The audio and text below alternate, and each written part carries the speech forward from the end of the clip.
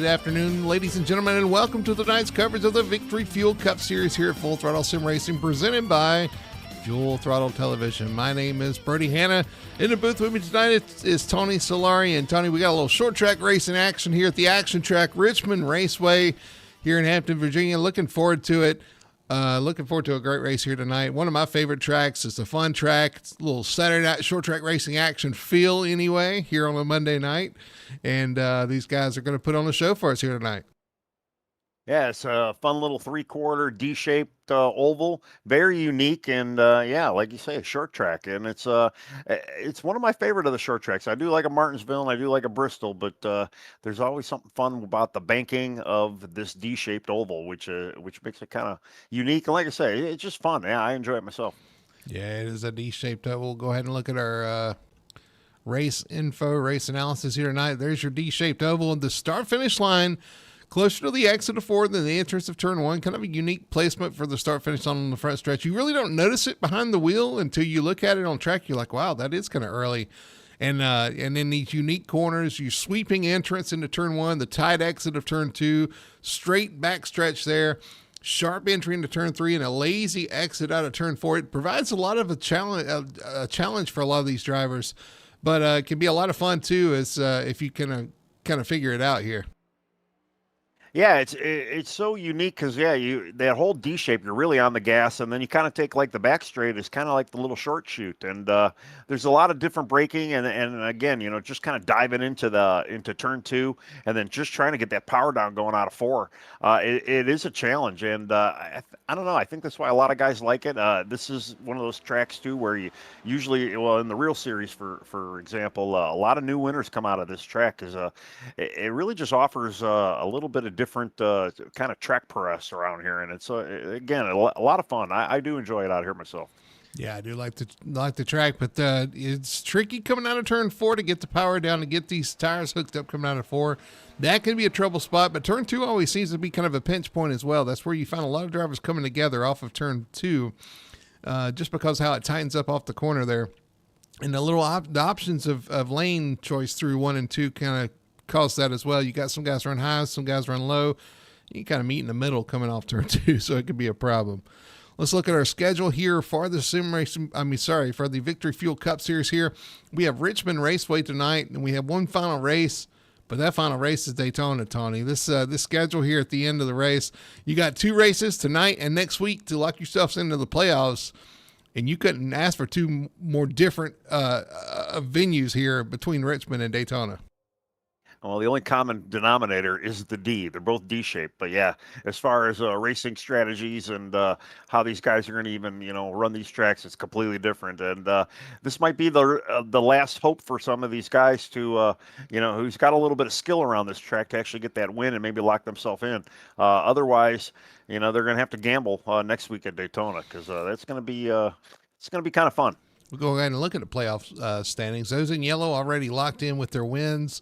You got right now you have 5 spots looking to lock in on points, although if we get a new winner, that could change as well.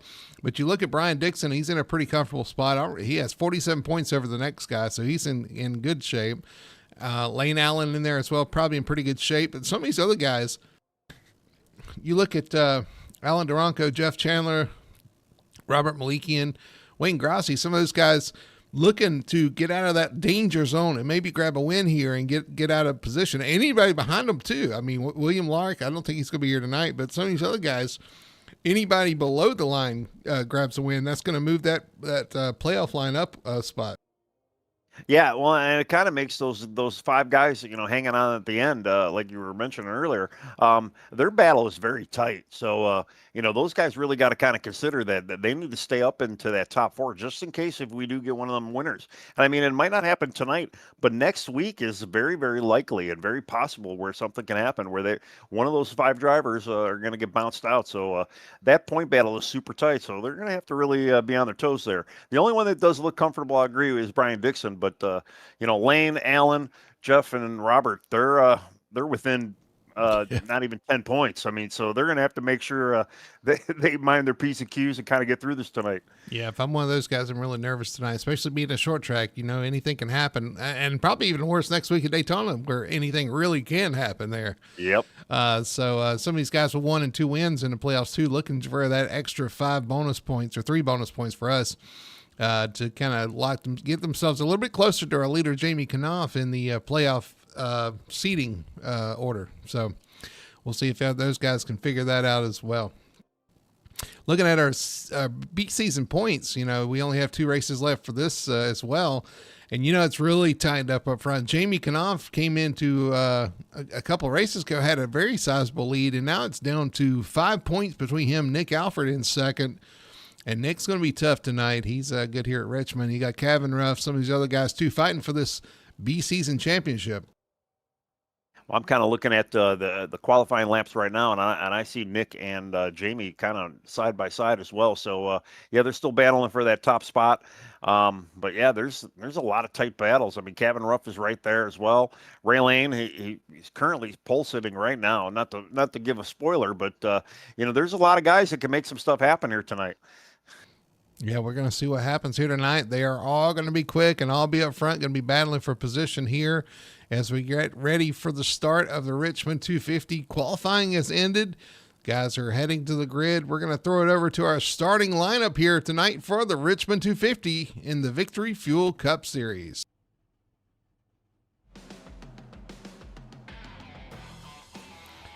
On pole tonight in the number 41, that is Ray Lane, looking to make up some points in the championship.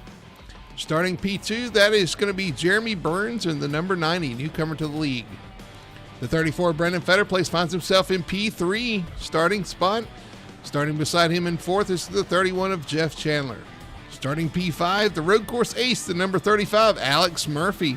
Starting 6th is going to be the 28, that is TJ Bartell. 7th spot's going to go to the 86 of Travis Gilbert. Beside him in 8th is going to be the 99, that is Kevin Ruff. Starting 9th is the 98, that is Nick Alford. And to his outside, the B season points leader, the 48 of Jamie Knopf. All right, starting 11th, we have Brian Dixon in the 03. Starting 12th, EJ Luna in the 81. Then we have Simon Magnan in the 46, starting 13th. To his outside, Daniel Simmons in 14th spot in the 06. Colton Gum in the 15 spot, car 10. Brian Messer, car 51 in the 16th spot. Tommy Carroll, another new driver, in the 17th spot, car number 4. We got our fellow broadcaster, Richie Coy, in 18th spot in the number 19. Alexander Hodge in the 19th spot in car 53. Christopher Harrison, car 20 in the 87 car. Michael Call, 21 in the 89 car. Lane Allen in the 14 car, 22nd spot. Then you got Ben Tracy in the 23rd spot in the 33. William Owens in the 71 car in the 24th spot. Mason Hoffner in the 25th car, or in the 30th car in the 25th spot. Ray Gill, 21 car in the 26th spot.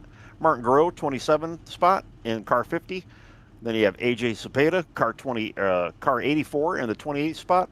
Robert Fitzpatrick Jr. in number 3 in car number 20, or in spot number 29. And then you have Kermit Henney, Alan Duranco, J.C. Evans, James Torrey, Shad Curran, Wayne Grossi, and then Robert Fitzpatrick Sr.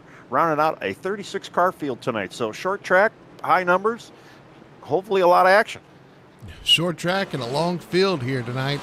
36 drivers taking the green here tonight at Richmond Raceway. And all starts up front with Ray Lane in the 41 and Jeremy Burns in the 90. Starting on the front row, you see the 90 having some connection issues starting off, but hopefully that calms down. They're going to get one of their 2 pace laps. So, Tony, looking at the field, looking at practice tonight, who do you have your eye on, or what drivers do you have your eye on tonight for the race? Well, I'm going to go with Doyle Lawrence's favorite driver, Jeff Chandler. I think he did Q. He's in 4th right now. Probably going to be looking pretty sharp. We know how Jeff can get her done out here. I'm going to go with Jeff tonight. All right, you're looking at Jeff Chandler. I'm looking at somewhere like TJ Bartell maybe show up tonight. This is the track that he likes. You got Nick Alford trying to close the gap on Jamie Knopf. And, of course, you can't forget our pole sitter tonight, Ray Lane. So we'll see what these guys can do. The pace car is off. We're getting ready for a restart here, getting ready for the start of the Richmond 250, which is green, and we are going. 34. And they got out. 34. Yeah, 34 giving a good push to the 41 there into turn one. Now side by side with Jeremy Burns on the outside in the 90. Yeah, Ray got a really good jump out there up front. Caution. We got a yellow already. Caution, caution, caution. And it looks like Tommy Carroll involved. A couple of other drivers involved on the backstretch here. Tommy Carroll sitting sideways. We'll have to go back and see exactly what happened there to cause that. Michael Call already out of the race.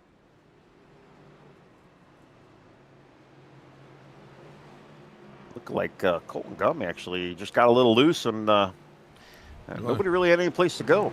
Going back to our best one tire and auto carry instant replay here for the watching Tommy Carroll in the 4. He gets caught up right in front of him, actually, is when it happens. Yeah, the 10 sideways coming off the corner. As we were saying, just trying to get that power down coming out of the corner there. It's gonna be a challenge tonight. He just gets sideways off the corner right in front of the 4. 4 had nowhere to go, gets hit from behind, and causes a mess on down the track there. Well, especially in turn 2, when we know turn 4 is going to be, hard just getting power down because that's really where you want to accelerate. But turn 2, like you had said, it's very tight, and he probably just got a little too loose and cold tires sitting underneath. Fortunately, some carnage behind him. They really didn't have any place to go. Just have everything happen so quick. Making a pixter way through there. Only a few cars with what I would consider probably minor damage. They'll be able to get that rolling, get going once again here, but you certainly don't want to start at a deficit like they are right now. No, yeah, and a couple guys looks like they maybe could have hit the brakes a little bit instead of just keep carrying on there. But they're going to re-rack them, stack them, and Ray's going to have another shot at this. It looks like Brandon's going to take over second place from Jeremy, so Jeremy's going to be on the inside. Yeah, a couple guys did get some pretty sizable damage. I know Alexander Hodges is going to have front end damage. Who was that? Tommy Carroll. Who was the Christopher Harrison's going to have some pretty good damage there on the 87. He backed it up in the wall in turn 3 after the fact, so he kind of got collected up in that. And then, Michael Call all the way back in 36th. Yeah, unfortunately, the 87 barely snuck through and just got his rear quarter panel, got him loose, nose right into the wall. And yeah, unfortunate incident, especially on lap 1 around here. So hopefully, there's not too many. I already see a couple guys maybe. Well, they're still out there. Michael Call's still back out, and the 87 are both back out. So they really get a little damage fixed there. Yeah, everybody on track. So everybody able to continue. The 41 of Ray Lane continues to lead. Now, he's chosen the outside lane on this restart, so we'll see how this works out for him as the 34 of Fetter Place lines up on the inside. Well, he dove to the outside right as after the flag flew, so he probably likes it up there. The green flag's out. We're racing once again here. 41 gets a good jump. He's going to try to come down and cover that spot as we enter turn 1. He's clear. He's going to be able to do so. Battle is for third. Jeff Chandler on the outside of the 90 of Jeremy Burns. Yeah, Jeff's able to make that outside work as well. So, the one thing we got to remind everybody, and we say it every week, tires. Stage coming in about lap 65, so they're going to have to make some of these tires last. I know they have plenty of gas to get through. I think we heard maybe like 120-something laps for gas. So by the time the stage flies, they're probably only going to have to do a one stop for the remainder of the race. But, it should become a gas mileage issue. Watching the 3 of Fitzpatrick trying to work his way through the field. He had a quick car, just did not have the qualifying effort I think he expected. Up 11 spots now in 18th. Yeah. And we have another caution. And I see Daniel Simmons spinning.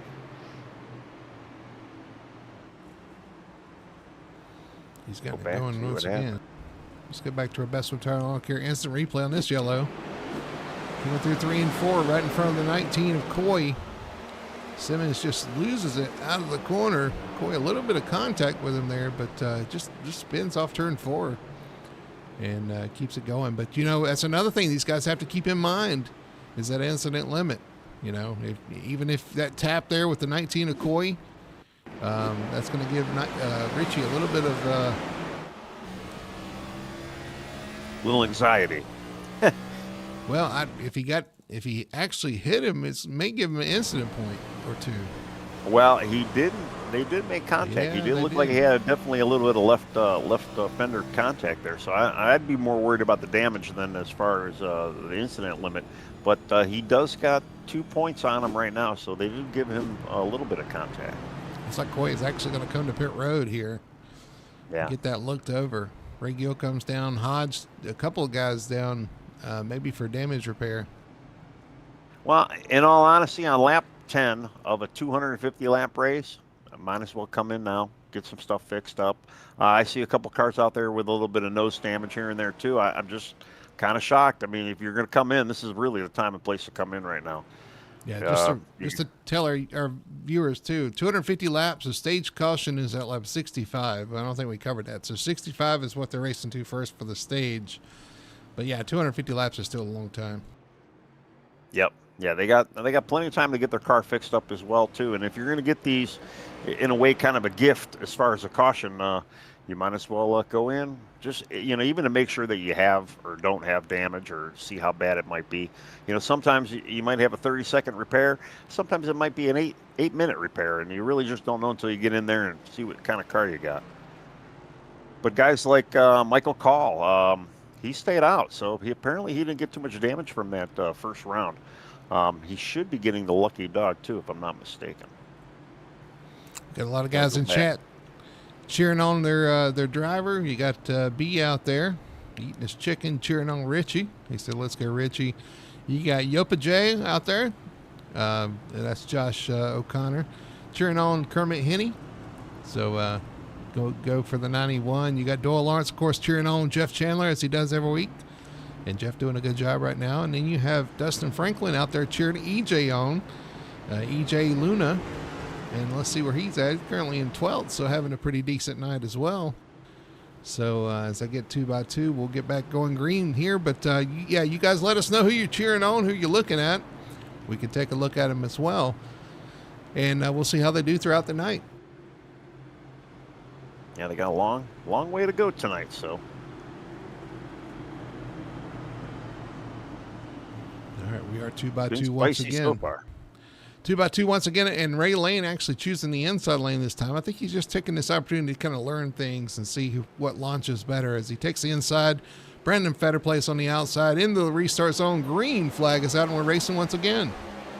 Well, man, that restart zone, I don't think it really matters if you're in or out. You just have that advantage, and Ray's been taking advantage either way. I almost want to say, though, his outside line was probably a little bit more beneficial, though, for him. Here goes Jeff Chandler. Got a great launch off turn 2 on the inside of the 90. And, you see somebody up the track. Alex Murphy, TJ Bartell up the track after a hit from, I believe that was from Nick Alford. Moved TJ up the track there. There was a couple guys that scraped the wall, too, coming out of 2 right on that restart as well. So everybody was able to keep it straight, though. But, man, they're really going after it pretty hard right now on lap 15, or 14. Calm down a little bit. Just get through this. Get to the stage at least. A lot of different braking zone too here. You can see a lot of kind of the slinky effect in a way, where it's you see a lot of these guys. Some guys are diving in a little bit deeper. Some guys are braking a little earlier, and you can really see it if you're paying attention. The accordion effect, or the or the inchworm effect, or something like that. Yeah. The Constantina effect. We missed that. Jeff Chandler actually up to P2. Right now I'm watching Jamie Knopfwerk on the inside of Alex Murphy for 7th. But Chandler up to P2, looking hungry. Looks like he might. Actually, he's on the inside of our leader, Ray Lane, going for the lead. The 31 of Chandler to the inside. He will take it away, so give the lead to Chandler. 31 to the point. Yeah, he made that look easy. As we were talking about him, he was looking low under Ray, and yeah, it almost looked like Ray kind of gave up the spot to him. But Jeff he's got the hammer down. He's already pulling away from Lane. A layup from Ray? Is that what you were going for? Maybe, yeah. I don't know. I didn't even think about it, but yeah, maybe. He did kind of let him go by pretty easy. I mean, he at least gave him enough space, didn't fight him much. Yep. So But again, Jamie, they got to worry about those tires. So you definitely don't want to burn them up. And we have another yellow. caution is out once again. We're definitely going to have well, Jeff gets to choose. I think he'll be the first new leader of the race tonight, or at least for a restart. I don't see. Let's go back and see if we can see what it doesn't tell me who this is for. Let's see if we can go back and look. Oh, there's somebody sideways. Oh yeah. Was it Zapata? It was. AJ Zapata. 84. He was one of the guys that I saw earlier too. He had that front nose damage in that last caution. I'm just kind of surprised he didn't come in and get it looked after. I'm sure he's going to get it looked after now. He can hit the inside wall there. It's going to have to have that looked at. But yeah, it looks like he just lost it coming off turn 2. We've been talking about how this track is slick, and I hear some of these guys are shifting as well. So they're going to have to manage their shift points too. And sometimes if you shift too early, it might want to kick that rear end around. But AJ's got he's got a lot more damage than he did before. So I can see him pitting for sure. A little bit Did of something a little bit of yellow fever here early on in this race. Not even 30 laps in, we've had 3 cautions so far. So hopefully these guys kind of settle in and settle that down a little bit. Well, they were looking pretty hot and heavy about 5 laps ago, and I don't know. Didn't sound like they're getting any better about it. I know Brian is asking if Richie's car is damaged. He did not come in for a pit this time around, so he was probably able to get everything fixed up. The car does look pretty good on my screen, so he might be all right here. If he's got damage, he's got slight damage. He just kind of scuffed him as he went by, but maybe a little bit of damage, but I should have that fixed. Shouldn't be a big deal here. Again, 21 laps in to a 250 lap race. Again, already 3 cautions. I know we got a stage coming, but and this tire, you're talking about saving tires and taking care of your tires. I don't know if half the laps are run under caution. You should be all right on tires. And yeah, that's for sure. But I don't know. The cautions breed the cautions, and some guys get a little anxious, on those restarts, and you might want to. They might burn up their tires more for these restarts, or even avoiding accidents. So there is a fine line to be played, but yeah, they're definitely not running a race pace and burning up their tires in that sense. We're seeing a little indecisiveness by our leaders now. The 31 of Chandler is going to try that outside lane on the restart. Just trying to learn for later on in the race. What lane do you want to be in, inside or outside? He's going to start from the front row with Ray Lane on his inside. Pace cars off, they enter the restart zone, and we are going to go back racing here at Richmond. Man, Ray looks like he spun his tires a little bit. He's getting a little push from Brandon Fetterplace right now. But yeah, that outside line worked great for Jeff. He set sail. Let's see what kind of a lead he can pull out of this. Brandon Fetterplace side by side with the 90 of Jeremy Burns. Side by side for third spot here as Brandon's trying to take that spot away on the inside. Well, I remember the truck race too. It was a little bit easier to pass if you're on the outside. You could just get a little bit. You could get the car, well, at least you got the truck a little bit more wound up on that outer rim, and you're able to kind of get the momentum. I know, especially too, as tires wore down, the outer line was definitely the preferred lane to be in. Yep, Jeremy does get that pass down on the outside. He's going to maintain third spot here. Brandon Fetterplace back to 4th. Nick Alford up to 5th now in the number 98, charging towards the front. Yeah, Nick's been making some pretty good headway since he started. I believe he started in 9th, so yeah, up 4 spots already. Just trying to move him through the field. He wants that top spot on the leaderboard as far as points go. And I'm looking at Jamie Knopf. Jamie really hasn't... Jamie hasn't moved from 10th. Started 10th, still currently in 10th, but we know those Tracy Motorsport guys. They like to show up a little bit towards the end, and they're good tire savers as well. So I'm expecting to see him show up a little bit later on here. William Owens moving up the field up to 11th, looking at 10th inside of the 48 of Jamie Knopf. One of the guys I'm looking at right now too is Kermit Henn. Started 30th, up 10 or up 11 spots right now or 12 spots. Or no, he's 11 spots. He's in 19th, and we have another yellow. Ooh, that's going to involve Robert Fitzpatrick, I believe. Senior, not junior. The caution is out again. Let's go back and see what happened here. I can't seem to find it myself yet. Oh, there was contact with another car there.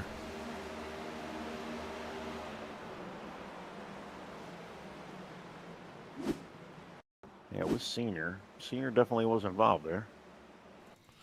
Well, who is that other car?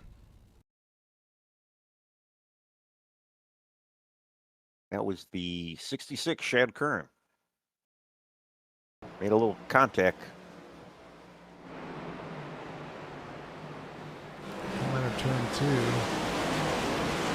Shad trying to stay off the wall, wiggle, wiggle, wiggle, and finally turns the 12 around right in front of the 4. Yeah, the 4 got a tiny little piece of that, but everybody else seemed like they missed it. But yeah, the 66 and 12 had a little bit of contact. It looks like the 66 then did bounce off the wall a little bit. Man, Richie Coy just snuck by that as well. I'm sure Richie did not want to see any more damage, and especially too with the incident limit as well. So good hands and good moves on that so far. Yes, another incident for the 4 though, and he's got to be worried. He's getting close to that incident limit probably already. He is. Yeah, he's at 8 right now, so he's going to have to really he's going to have to kind of pay attention to what he's doing here, and hopefully doesn't get any more. It's pretty early to have 8 right now. That's all I'm going to say. Leaders decide to stay out here under this caution, but you got to imagine if we continue to have cautions at some point, the leaders may choose to stop for tires at some point in this first stage. Well, by the time they go green, they're going to be halfway to that stage, so I wouldn't be surprised if we do see some takers if there is another caution. You know, obviously nobody came by this time around, but one more caution, I might be tempted to go in and get some tires. Right on board with the 71 William Owens. William up 31 or 31. And when he's not up 31 spots. I'm dyslexic, I guess. 13 spots up to P11 after his qualifying position. So he's one of our biggest movers. But also the 3 of Bob Fitzpatrick up to 16th. Up 13 positions as well back there. So those guys just climbing towards the front. Yeah, Robert's definitely moving along really nicely, and you know, he was a guy we were talking about early on in the season too. A lot of good wins, a lot of good finishes. I know he's been kind of absent for a few races here and there, you know, summer and whatnot, but yeah, he's definitely climbing up that ladder tonight, trying to get his way up in at least top 10 for right now. All right, well, we're 2x2 once again. Jeff Chandler up front, Ray Lane second, and looks like Jeff's going to take that outside once again. It worked so well for him last time. Why change it? He's going to start from the top once again with the 41 of Lane. You got the 90 of Burns still hanging in there. Brandon Fetterplace.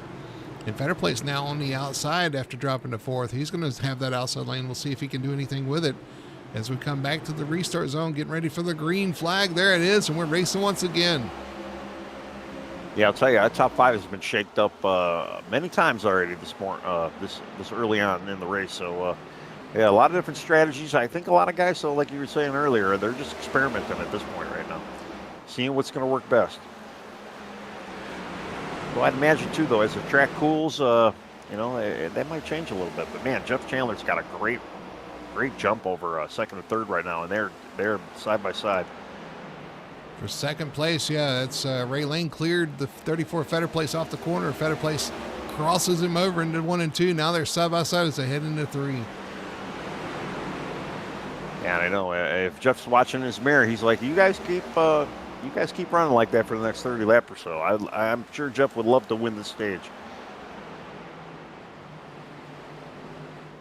Still side by side for that second spot. The 41 has preferred lane, I believe, on that outside. He's going to clear the 34 of Fetterplace. Here comes the 90 on the outside of the 34 as well to try to take advantage. Yeah, the outside is so strong right now, and Brandon, unfortunately, he kind of got himself stuck down there. He's got to try to make a hole for him. He's either going to have to let the 90 go by, or he's going to have to try and pass him to try to get that upper line back in here. That 03 is a teammate of his behind him, so may cut him a break there. Just let the 90 may clear him here off turn 4, and does. The 34 is going to slide in the slot there. Yeah, Brian did give him some space there, so yeah. It's always good to have friends on track, you know? We had Messer in the infield on the front stretch. He goes around, no caution though.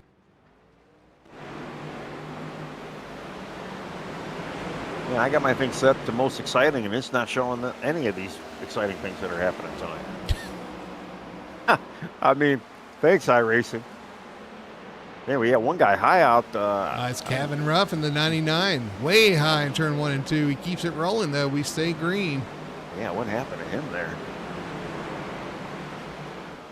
He just got loose in the middle of the corner. Actually, there might have been a little bit of contact.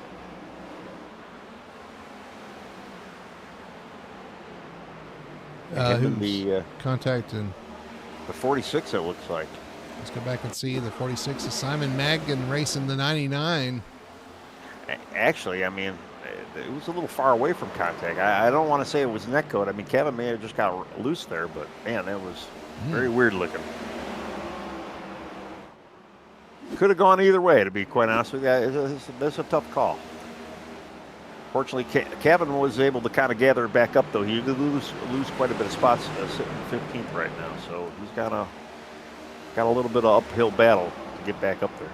A couple of teammates, rather, the 35 and the 46, nose to tail 9th and 10th right there. Actually, side by side now. Oh, there he goes. Simon Magden around off turn 2.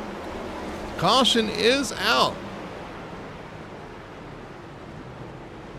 We saw it live here off turn 2, racing with his teammate. Just loses the back end coming out of turn 2. How many times we've seen that so far? Just coming off that corner, no grip on the bottom lane. Yeah, and the way that spin looked, it almost looks identical to what happened to Kevin a couple laps earlier. Same thing, just the back end just kind of steps out. Racing side by side with his teammate there. The 35 to 46 just goes right around off the corner. Well, I can tell you the one guy that probably did not want to see that happen, it was Jeff Chandler. He had a 6/10 lead over second place, Ray Lane, and then Jeremy Burns was kind of in tow after Ray there, but Jeff is looking pretty strong tonight. I may have picked pretty good tonight, so we'll see what happens. It's early times, Tony. Don't count your chickens just yet. I'm not only counting my chickens, but I'm counting the eggs as well.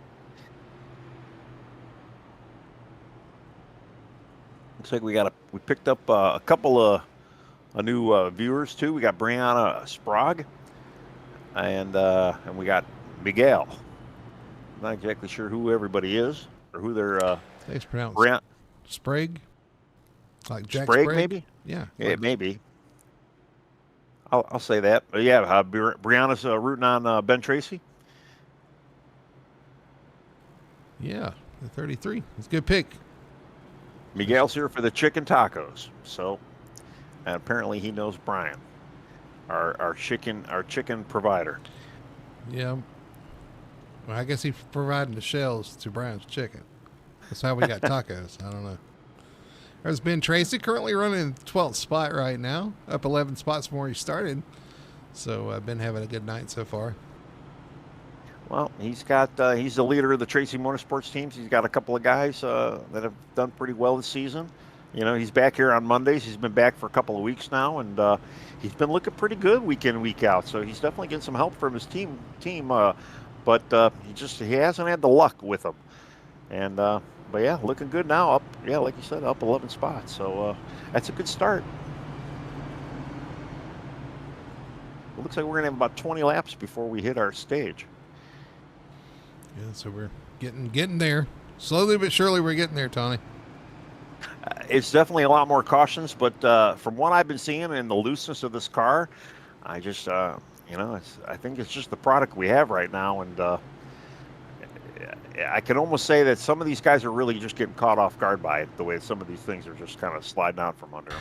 Yeah, we have had issues off turn 2 and issues off turn 4 even with the 51, there wasn't a caution, but just spun out off turn 4. So we'll see what happens here as they get 2 by 2. We're getting ready for restart here again. Jeff Chandler up front, taking the top lane over Ray Lane on the inside.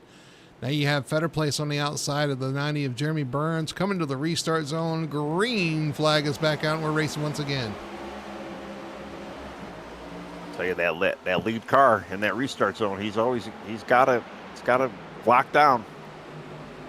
Almost though, Ray almost got to him there, but Jeff prevailed. Ray able to hang on to that second spot from that second starting place.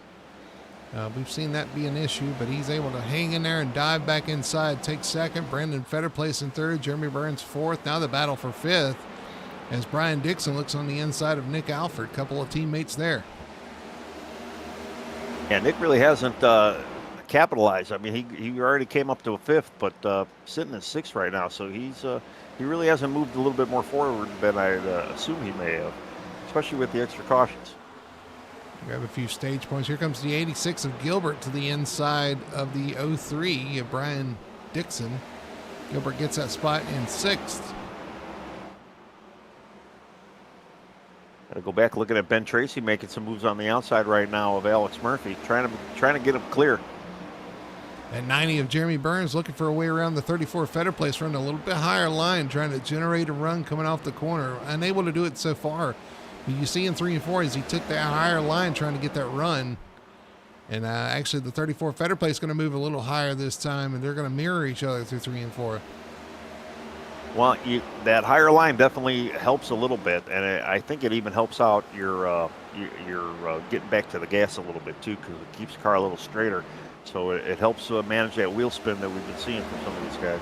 Gilbert to the inside of Nick Alford through 1 and 2. Gilbert been taking that really low entry into turn 1 to get position on guys. We'll see if this pays off here. Right up front, the 90 still looking for the 34. Here comes Gilbert to the inside. Yeah, he dove right down on 1 right there. It looks like he's going to get clear of Nick.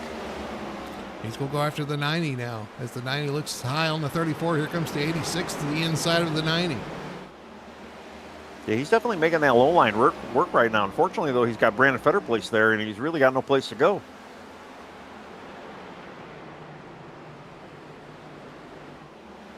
All this first and second, though, have brought themselves out to a 1.2 second lead over third.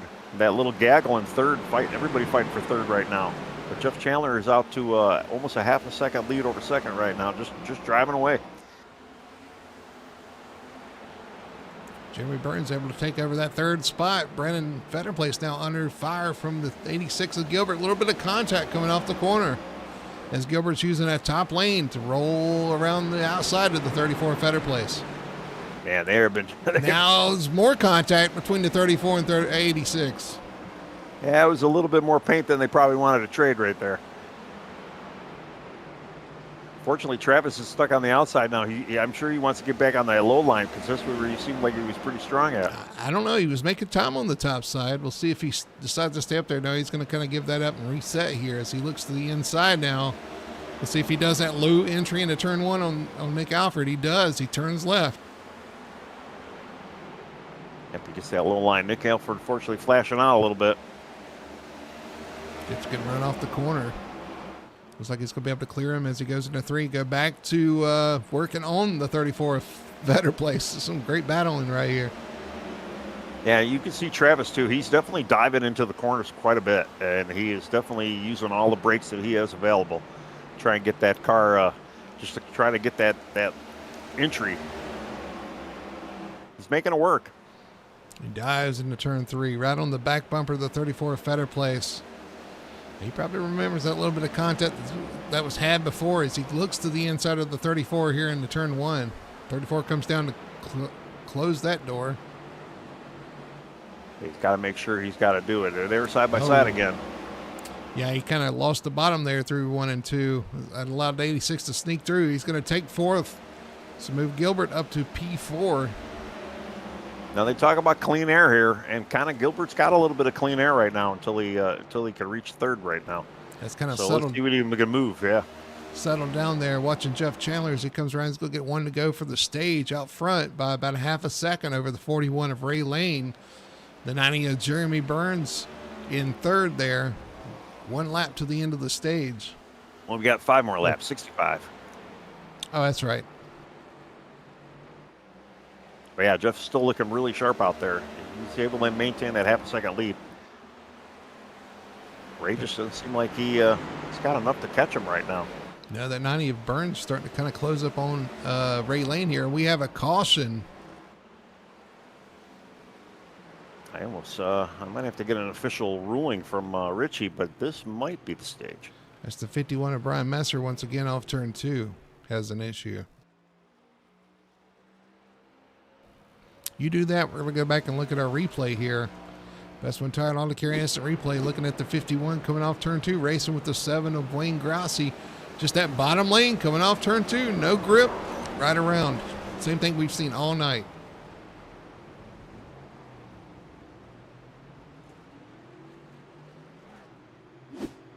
All right, so I have the official word. It is our stage.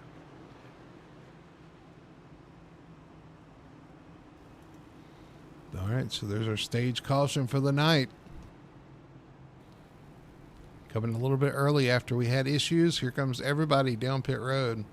I say everybody. A couple of our leaders decided to stay out.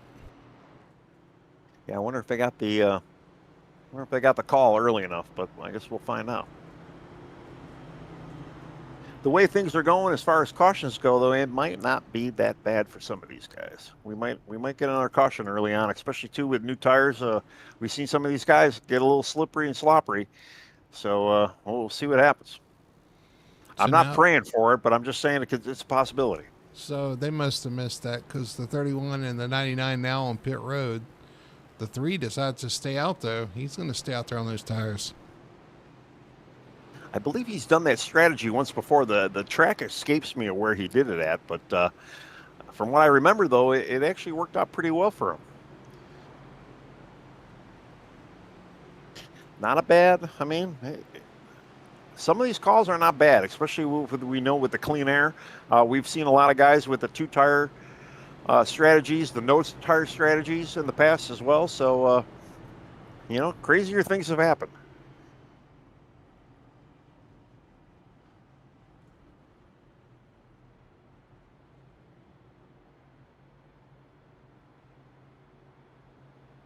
I think at the long haul of the race, I mean, we've got about 185 laps to go by the time this thing goes green. They are going to have to pit at least once. I heard about 125 laps, so they are going to be able to make it long if we do stay green for whatever reason. Watching the guys in chat, guys and gals, I guess, discussing dinner plans apparently. Taco chicken, wings are in the. Somebody's put the wings in, tortillas and queso. All right, sounds good to me. Tacos and chicken wings? I mean, yeah, I can handle that. All right, they are side by side once again. Bob Fitzpatrick leading. Oh, we got somebody spinning right as they're formation up. This is not going to be good for guys. What in the world? Brian Dixon with issues. We're green. Bob Fitzpatrick out front. Ray Lane in second with those newer tires. Here he comes to the inside. Yeah, I'm going to actually have to kind of go back and see exactly what happened there.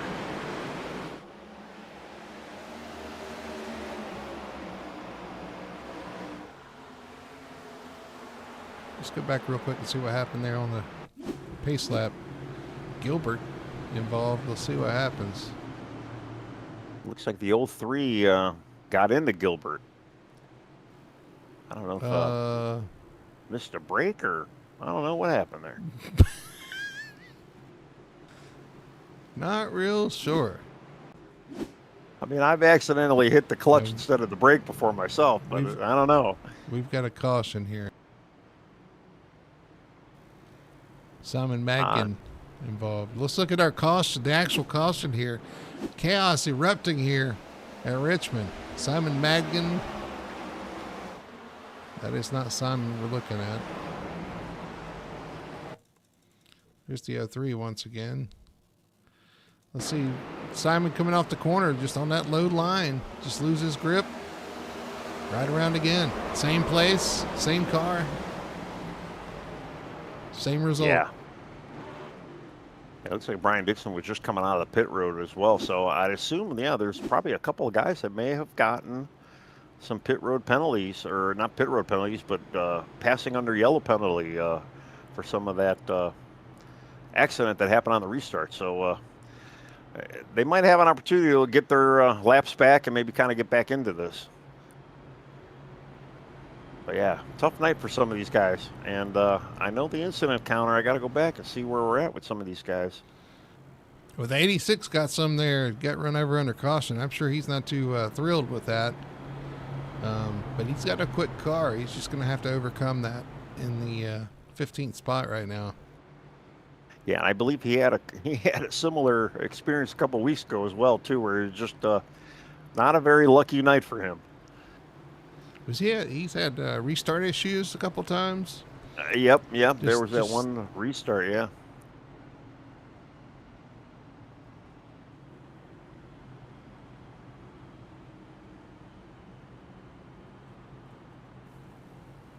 I got to go back live here.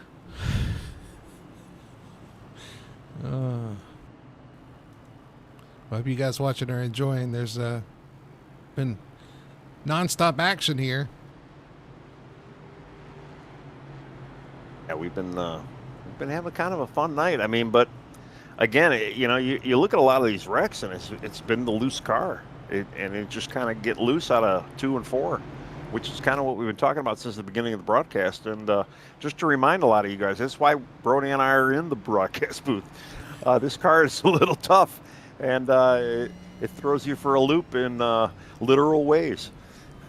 Brianna brings up a good point. The 33 of Tracy up to 9th spot, having a good showing so far, moving up spots. As people have issues, he just capitalizes and continues to move forward. So currently in 9th, right beside his teammate, or, well, not right beside, but his teammate, Jamie Knopf, right there in front of him in the 48, diagonal from him, having a good night as well. Well, she also just says she wants delicious tacos, and yeah, I agree with her in that sense as well. Mikasa Sukasa, says Miguel. Absolutely. Green flag is out. We're racing again here at Richmond. Ray Lane takes a jump out there. I don't know what happened to Jeff Chandler. Where did he get, fortunately, thrown back to? He's all the way back at 20th right now. Pit road issue? We'll have to see if you can investigate that and find that one out for us. Yeah, I'm going to have to look into that. I mean, it was good for him to leave the stage, but maybe he wanted to go back there. Battle for second, Bob Fitzpatrick on the outside. Brandon Fetterplace on the inside with those older tires. Bob Fitzpatrick starting to fall back there. As the 90, Jeremy Burns is going to take that position away from the 98, try to get by the 3 as well. Well, actually, Jeff was one of those guys. Jeff and Kevin were the 2 guys that did pit on the first lap. Oh, that's right. They had to come around. Yep. That is right. He's got his work cut out for him to get back up there, but he did have a fast car earlier. He just needs that clean air again. A lot of mixing, moving, and shaking back here as Bob Fitzpatrick falls back with his old tires. Nick Alford, Jamie Knopf, William Owens, TJ Bartell right there all together. Got a 3 wide there. Just was looking at Kevin Ruff on the inside. Another 3 wide right now, too. Looks like Richie Coy. Yeah. 33 of, they're in contract with Tracy.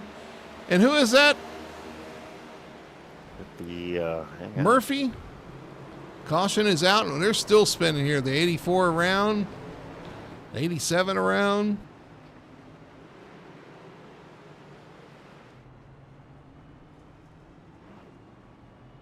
Like it was Daniel Simmons. Man, teammate on teammate crime, it looked like. Oh, was that Simmons into the 33? Yeah. Just as Richie was passing Ben, yeah, he kind of had a little contact with his teammate there. Let's go back and look at our best one tire and auto carry instant replay. Where are they at? Ben Tracy. Let's back this up. It's not giving me the driver for some reason. Yeah, unfortunately, the 86 of Travis Gilbert got a little taste of that as well, too. So I can imagine some of these guys got to be really worried about incident points right now. We're going to back it up and look at this how this 3 wide developed. You got the 53 diving to the outside, 33 in the middle, and the 19 on the inside. 3 wide as they go down the backstretch. The 06, Daniel Simmons watching it along. The 33 backs out trying to get out of the 3 wide and backs right into his teammate. You're right, the 86 into it. The 14 into him. You got guys crashing back here behind him. The 84 Zepeda's around. Chris Harrison goes around once again. And you're right, some of these guys got to be getting close to that incident limit. We're not even close to halfway. We got 4 guys right now. I had to check. We got 4 guys right now that are having 8 and about a handful that have 6. So the guys that are in 6 are doing a little bit better than the guys that are 8, but we still have 175 laps to go. There's a lot of meat left on the bone here, and they're going to have to save some of them incidents. And unfortunately, if you reach 13, that is a DQ for the evening. So some of these guys are really got to worry about that. I was watching Zepeda right there in that whole issue. Look, he was trying to do the right thing and back up and get out of this mess. Like he saw it happening in front of him. Goes to back up, backs into a 3 wide situation with his team over there, Kermit Henney, and just kind of trying to stay out of the way and ends up just what a mess. Who was that? It is rough out there.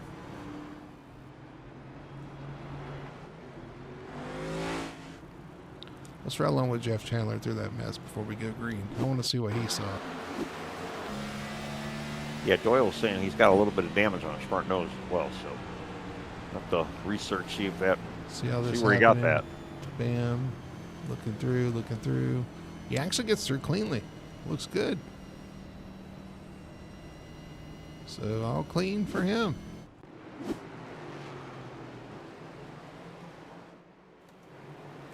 Get ready for the restart, though. Green flag is out. The 41 of Ray Lane takes off. The 34 Fetter place in second. Burns, Bartell, and Knopf, your top 5. Well, and Jamie got up there quite a bit, so Jamie's on the move. You would think these guys would calm down a little bit after this, but it looks pretty hot and heavy. Yeah. And lap 71, Doyle, it's like Jeff kind of had a checkup for the 66. He got loose, and Jeff really had nowhere to go. There was no caution or anything. Yeah, he kind of drove right into the 66. That's where that nose damage came from.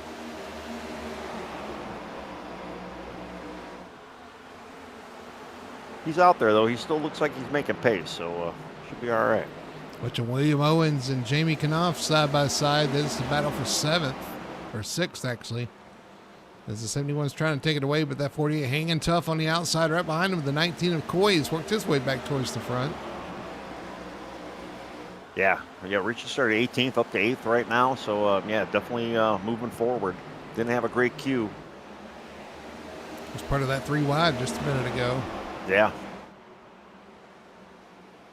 Staying clean out there as well, so just moving forward. But man, Ray Lane, and we've seen Ray kind of have these nights where he is pretty dominant. He's got a 9/10 lead over second right now. Does he have it to finish here, though? We've seen him get bit by this. I don't want to jinx him or anything, but it's he's had some bad luck with some of this stuff as well. But looking awesome right now. He's moving along. This guy's still side by side for 6th spot. William Owens, Jamie Knopf. We got another yellow. Oh. Somebody slide into turn 1 there. Yep, 87 involved once again. 31 and the 14 of Lane Allen had a little contact there, but I don't think that was a caution. Well, let's go back and see if it will show us what. Yeah, I'm trying to see what the actual caution was there.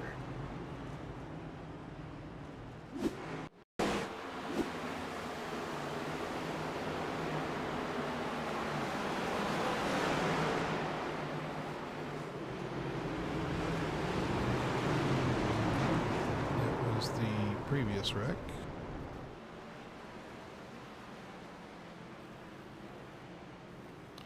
So Shad Curran was involved. Let's look at our best one tire and all carry instant replay. Yep.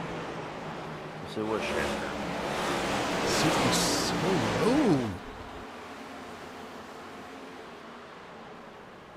Something happened between the 7 and another car there. Yeah, the 51 and 7 had a little door-to-door contact, and it turned the 51 around. The 51 looked like he was just coming out of a 3-wide situation with Shad on the inside, Colton Gum on the outside. Let's back up and see. How did he end up 3 wide in the corner? Just aggressive moves by the 66 and the 10.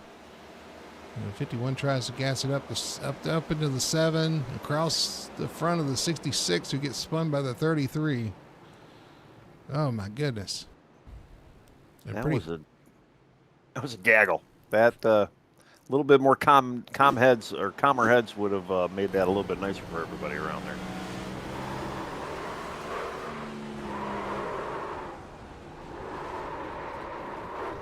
Pretty hard hit here at the end for the 51 to the inside wall, but yeah, it's a lot going on there. And unfortunately, Shad and Wayne are at 12 right now as far as incident points go. So they are. We might not be seeing these guys finish tonight. Riding that razor blade. That's right. They're going to have to be on their toes for the rest of this race. Do we have anybody that's exceeded the 13 yet? There is nobody that has exceeded 13. 12 right now, Shad and Wayne. Then we've got Brian Messer, Tom Carroll, AJ Cepeda, all with 8. Travis Gilbert, Daniel Simmons, Simon Magnan, Christopher Harrison, Ben Tracy at 6, and then Lane Allen at 5. And then we got a big grouping of 4, a couple of 2s. And there's probably about 10 cars that do not have one incident point at all. So hats off to those 10 right now. I think Shad is parked it for the night. He is done. He's definitely sitting in there, yeah. So he might be done. Can be said for Brian Messer, I believe. He is finished for the night as well. Yeah, he's in the pit as well. So, all right, we're getting ready for a restart. Ray Lane on the point. Brendan Feder plays second. Burns, Bartell, Alford, your top 5 now, as Ray Lane's going to take that bottom lane. Coming through 3 and 4 into the restart zone. Green flag is out, and we are racing. Now, Ray, I couldn't tell you if Ray likes the high line or the low line because he's kind of done a mixture of both tonight. I do know he had almost a 1 second lead over second, though, before that caution came out. So and that was only after about 20, maybe 25 laps. So he's definitely got a piece under him tonight, and he's looking real sharp. Just maximizing that clean air and just staying out front. Jeremy Burns up in the second spot. They're able to grab that spot away from Brandon Feder Place. Starting to work his way back to the front. The battle is for 5th. TJ Bartell has it. Jamie Knopf wants it. TJ running that outside line right now. Probably in the catbird seat as it is if he's got a place to go. And it looks like he's trying to get under Nick Alford or get over Nick Alford right now as well. Yep, on the outside of Alfred there. Nick's going to give him space coming off the corner. We saw somebody smack the wall off the corner back there. That was the 09 of J.C. Evans smacking that wall off turn 2.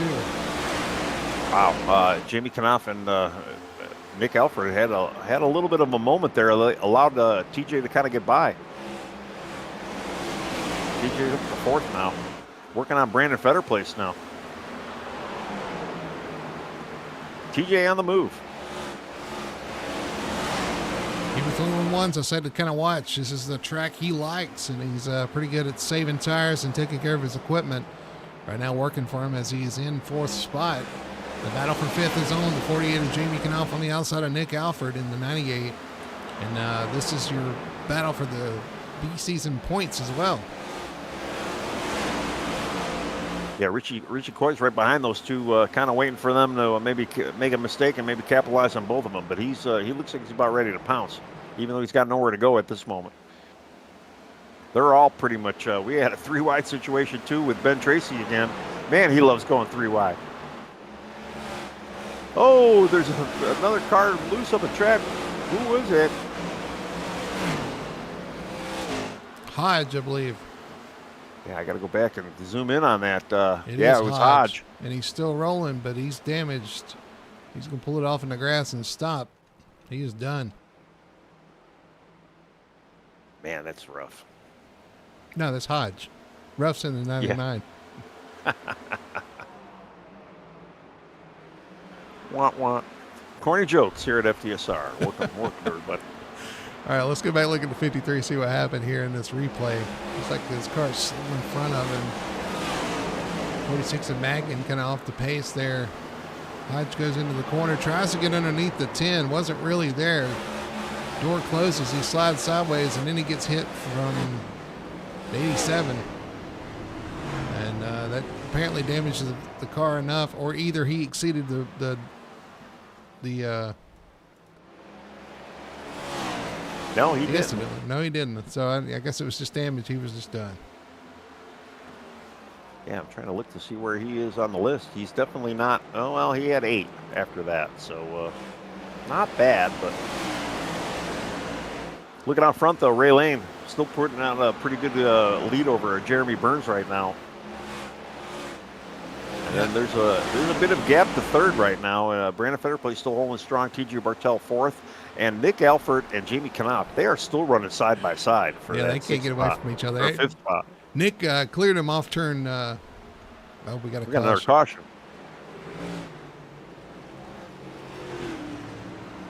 Trying to see who was involved here. It wasn't Ben Tracy, but it was near Ben Tracy. I'm trying to zoom in.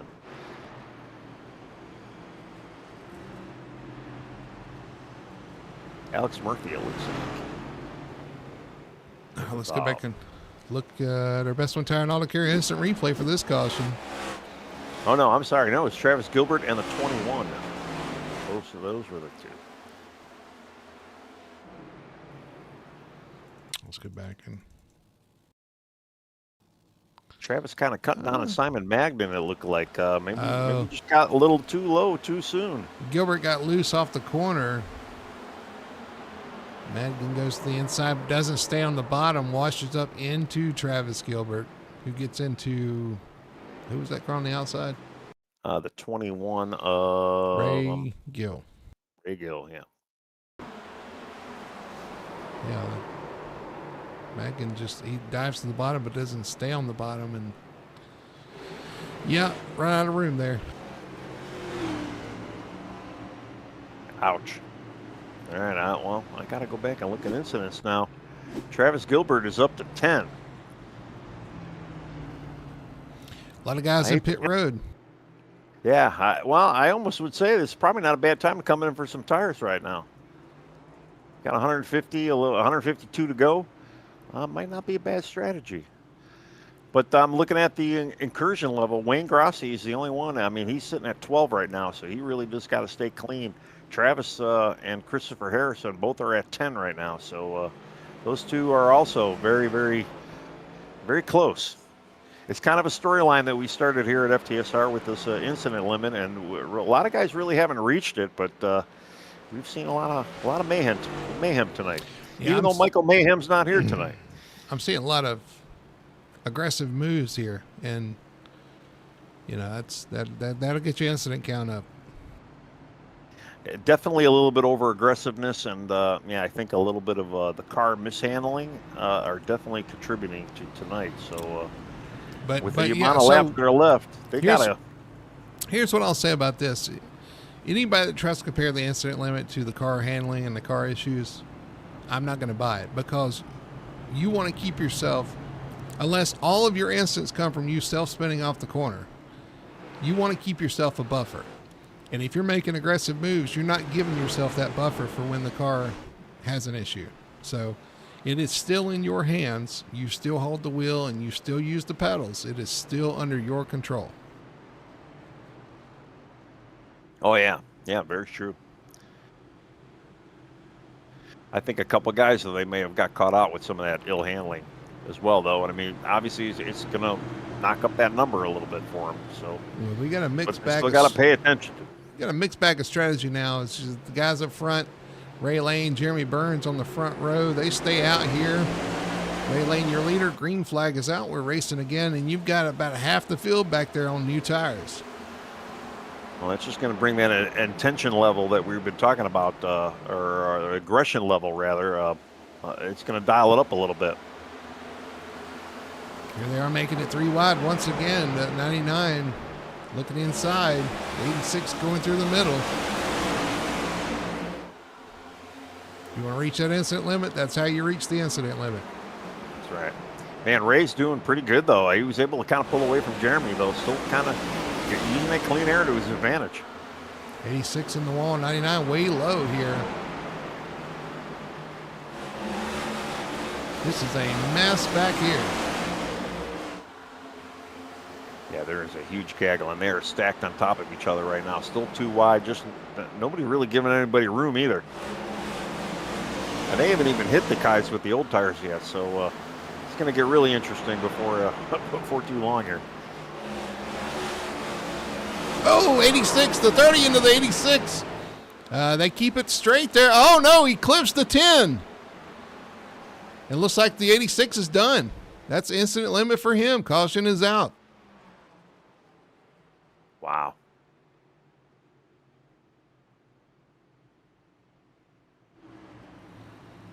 Colton Gum getting clipped there after the 86 had his issues. Actually, is Colton done as well? I don't see him. There he is. Okay, never mind. He's still out there. I believe he's up to 8 right now, Colton. But yeah, Travis is definitely out right now at 14. So he's done for the night. That's how you get that instantly. That's what I was just talking about. Taking it 3 wide like that, that'll get you to the incident limit. Let's go back and look at our Best One Tire and Auto Care instant replay here for this latest caution. I'm going to back it up a little bit here because a lot happened. The 30 actually gets up into the 86 a little bit there. Opens the door for a car on the bottom. That 10 on the inside. Was it? No, it wasn't a 10.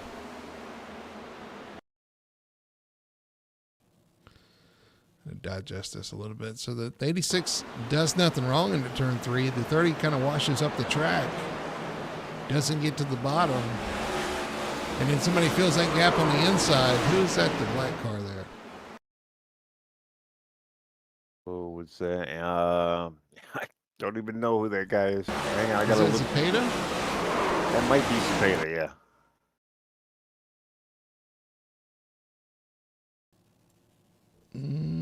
No, it's not. I know, Zepeda's Mason Hoffner. Or no, Fitzpatrick Jr., maybe the 3. Oh, it is. So he dives to the bottom of the 30 there. Makes it 3 wide. The 30 kind of panics, has to go up the track into the 86. And then the 86 just drives into the 10 there on the front stretch.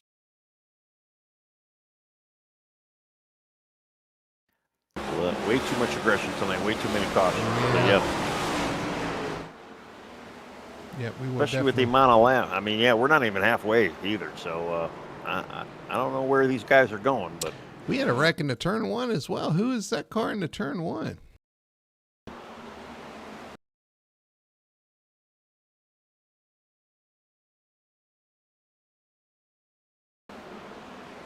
Was that TJ? Looks like maybe TJ got, I don't know if he got a little loose. There was a car in the wall in turn 1 right here. Well, TJ and Nick Alford had 71. Well, TJ and Nick Alford actually had a little bit of contact crossing the start-finish line at lap 106 as well, going to lap 107. After the wreck, there was a 3 wide move. The 14 didn't slow down, got into the 71, spun him into the wall. Oh, it's all happening here. Get ready for a restart. It's going to be a long night after this race, I believe. Yeah, I kind of have a feeling as well. We already know somebody's going to Indiana, too, so we're going to have to chain them down to a chair or something. Get ready for the restart. Ray Lane out front. Jeremy Burns in second. Green flag is out, and we're racing once again. Ray gets another awesome launch there. Just really just takes off.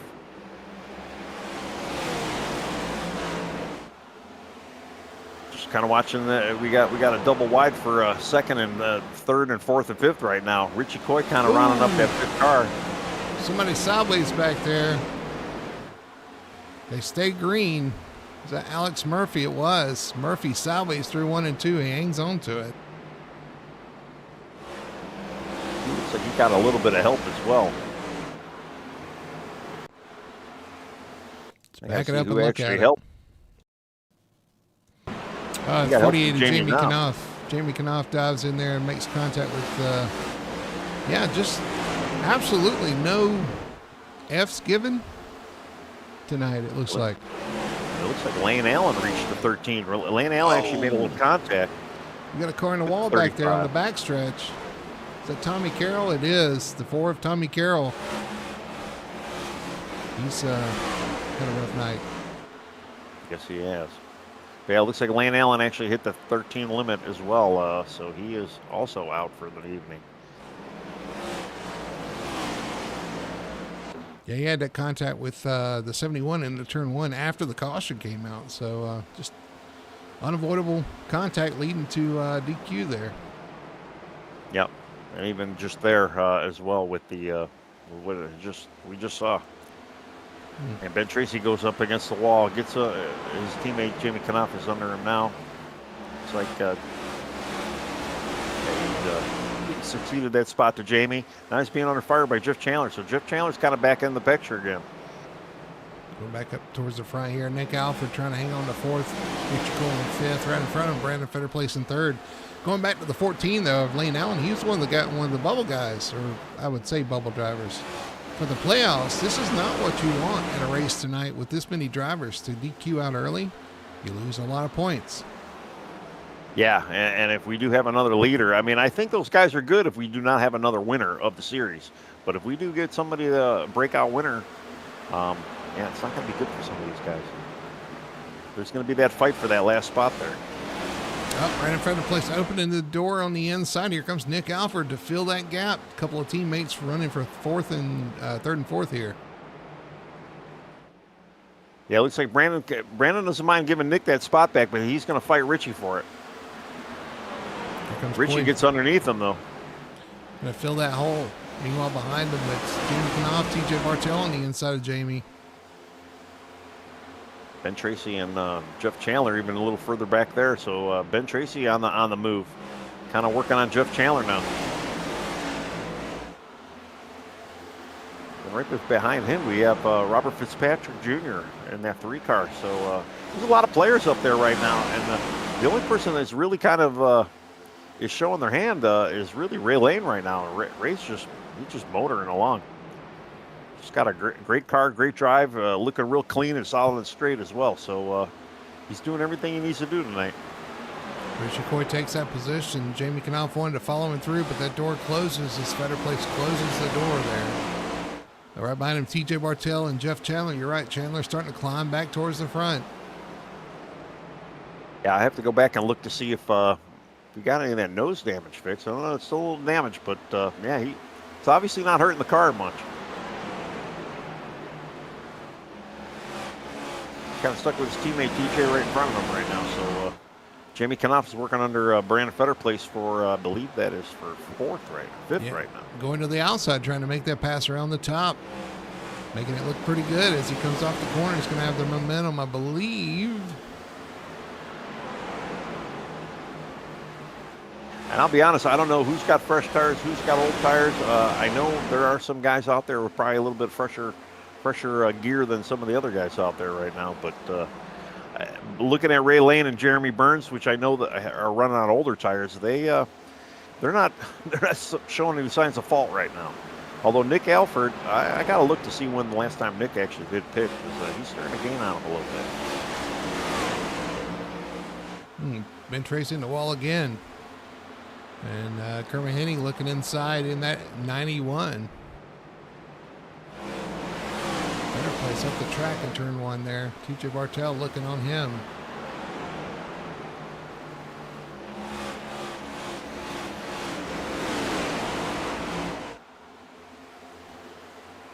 Again, I'm looking to see when Nick Alford may have pitted, if he's got a little bit fresher tire than some of these other guys right now.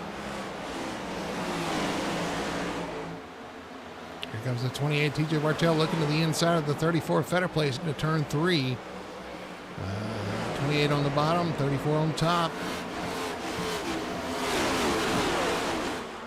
No, they are on equal tires, so Nick is not pitted for a while. Ray Lane continues to lead. Jeremy Burns second, Nick Alford third. Nothing changed up there. Richie Coy right in front of this battle. Yeah, and that top 5 car right now, they kind of got an equal spacing breakaway over 6th right now, and nobody's really getting away from anybody. And yeah, Jeremy's starting to catch Ray as Nick's starting to catch Jeremy. So we might have a little shakeup for the lead here in a couple laps. Here comes the 31 underneath Fetter Place. This is the battle. Fetter Place is going the wrong direction right now in that 34, but he's one of the guys that did not stop on that last round of pit stops. Here comes the 3 of Fitzpatrick as well to the under the 34. Yeah, the 3 keeps driving forward. Unfortunately, Brandon is driving backwards right now. But looking at Jeff Chandler and TJ Bartell, they kind of slowed down a little bit. And I know the 2 of them like to save, but I don't know. With the amount of cautions we've been having too, it's kind of a tough balance. You know, you definitely want to save, but you don't want to lose too much of the leader as well. So. You know, especially if a caution comes out.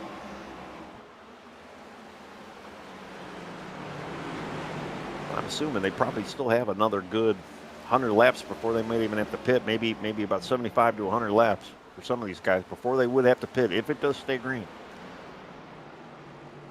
Everybody seems a lot calmer now, though. So I don't know if some of the ruffians have been removed from the race because of incident limits, but people are just being a little bit more calm right now. And that's a good thing.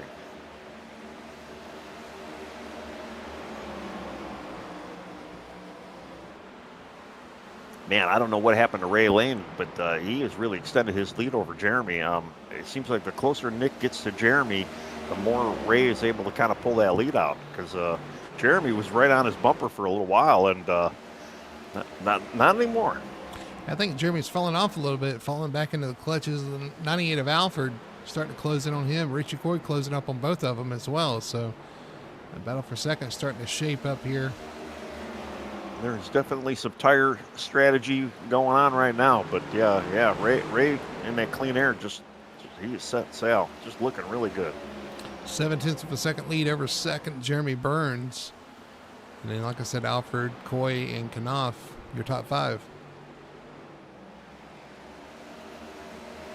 Yeah, I got to go back. I'm going to have to start looking at some lap times here. Richie and, yeah, they're all basically running 1s right now, 22 1s. Ray Lane also running a 22. He just ran a 22.0. Jeremy 1, Richie 1, and Nick Alford a 1 as well. So Ray still he's got some pace right now.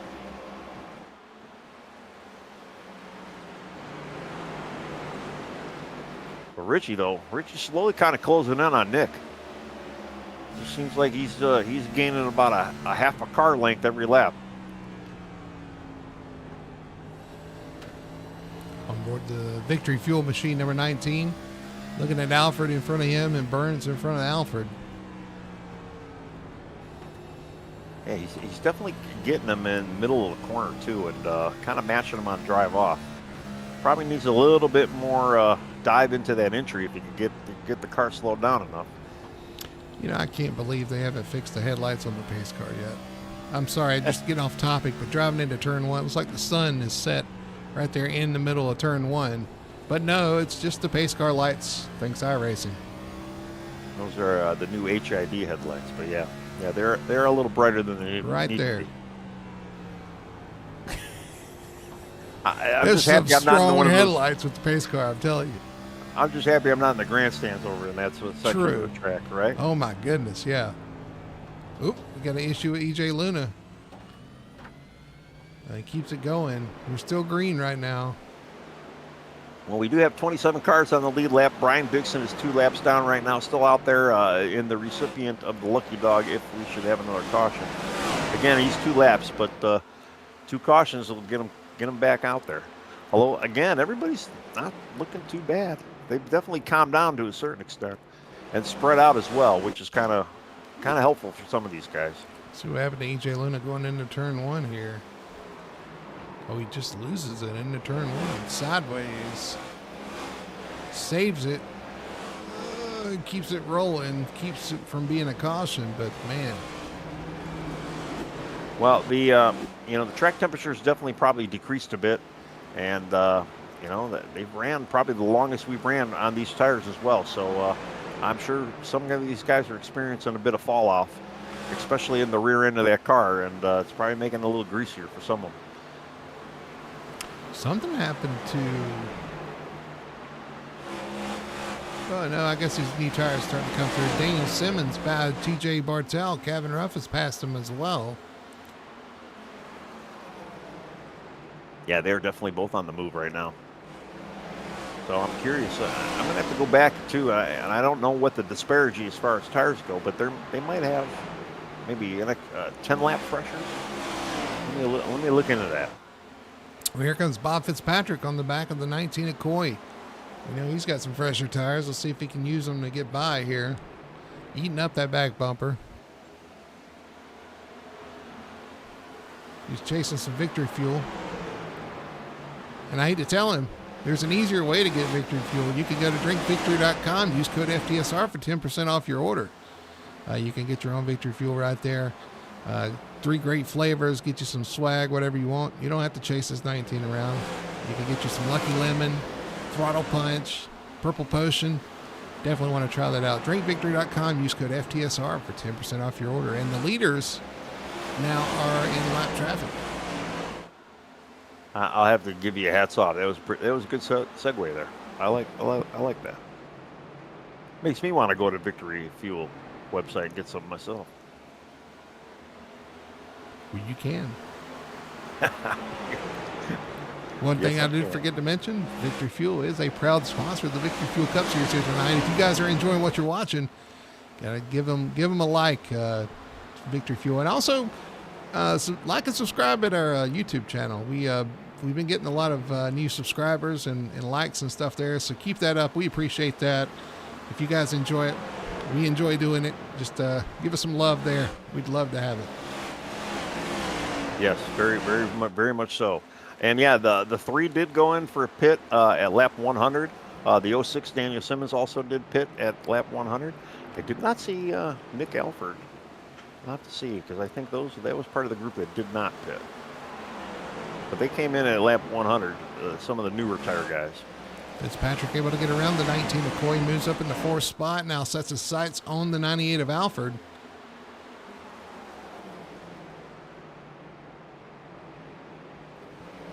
We've seen this from the 3 car before. He is so good on these, on saving tires, but he's on new tires here, so he's going to have an extra advantage here as they run kind of long here, as he's inside the 898 of Nick Alford. Yeah, moving right along. I'm still trying to see when those guys actually pitted. Say a lot of guys came in at lap 100.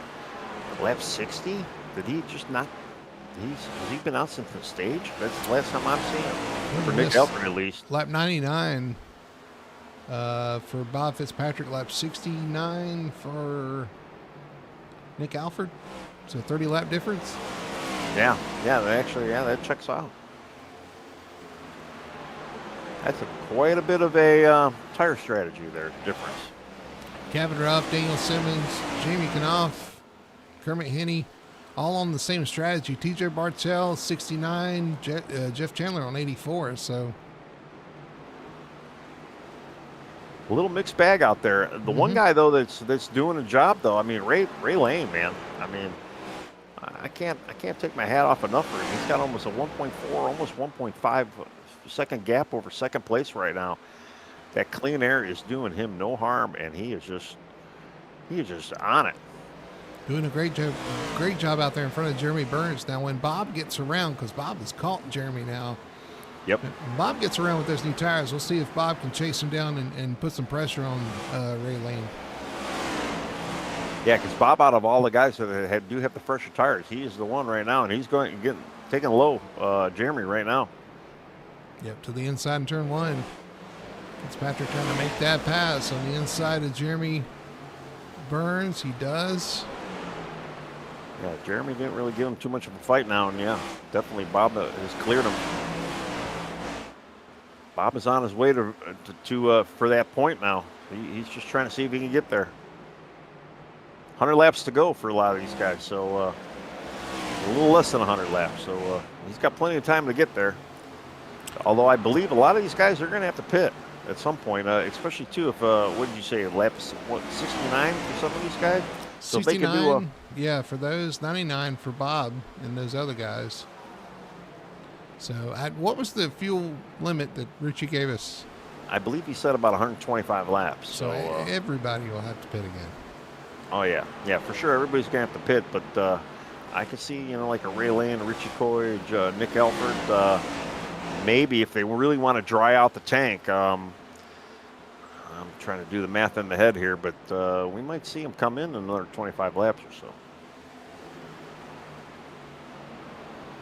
See, Ray Lane catches some lap traffic at the 30 of Mason Hoffner.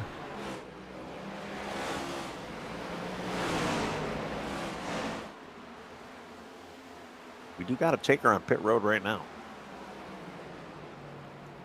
It looks to be AJ Spada. I don't think he was on the lead lap. But if he was, he's not now. Yes, that's correct. Yeah, he was. Well, he was. So J.C. Evans also looks like he's in. Brian Dixon's Brian Dixon's still 2 laps now. Mason Hoffner's getting lapped by Ray Lane. He is now your lucky dog recipient if you do get a yellow. And yeah, Ray's starting to hit lap traffic. He's going to be working on Wayne Grossi next.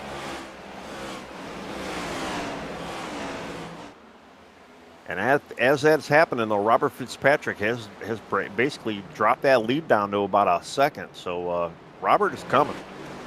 And with the lap traffic that Ray's going to be receiving right now, it's going to kind of work out good for Robert. Yeah, I'm sure Lane probably wouldn't mind seeing a caution though pop up right now too. That might save him a bit. He's definitely cut it down as they've caught traffic. Now 0.7 of a second between leader and second place as Lane goes by Wayne Grossi in the 7 to put him a lap down. Wayne out there just surviving. He's one of the guys you said was at 12 incident points. So he's like, yes. Get away from me. Just stay away from me. I'm just trying to ride around and finish. Yeah, he definitely, he just wants to kind of keep the rest of this night clean, which he's been successful at so far.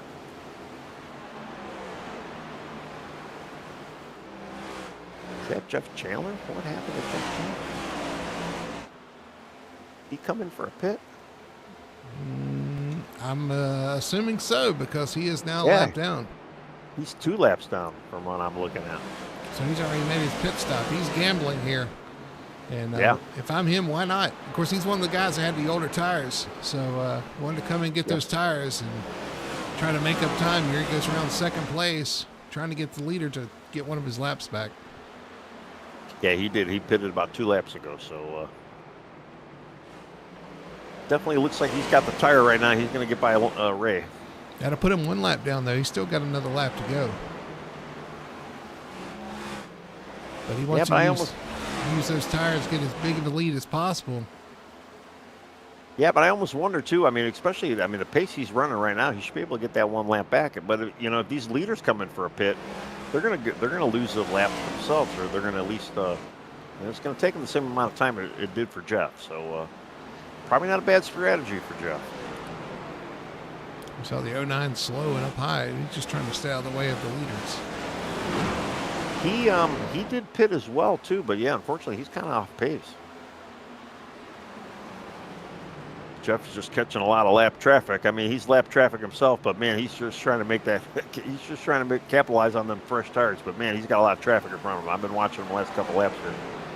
This is when things get tricky though, because you got everybody on different tires. You got old tires, okay tires, and you got new tires, and those new tires just run up on you so quick. It's easy to run over somebody if you're not careful. Like that right there. You see the 19 getting roughed up by somebody on new tires right there. Kevin Ruff, maybe? That was a white car. Oh, there was Ray Gill.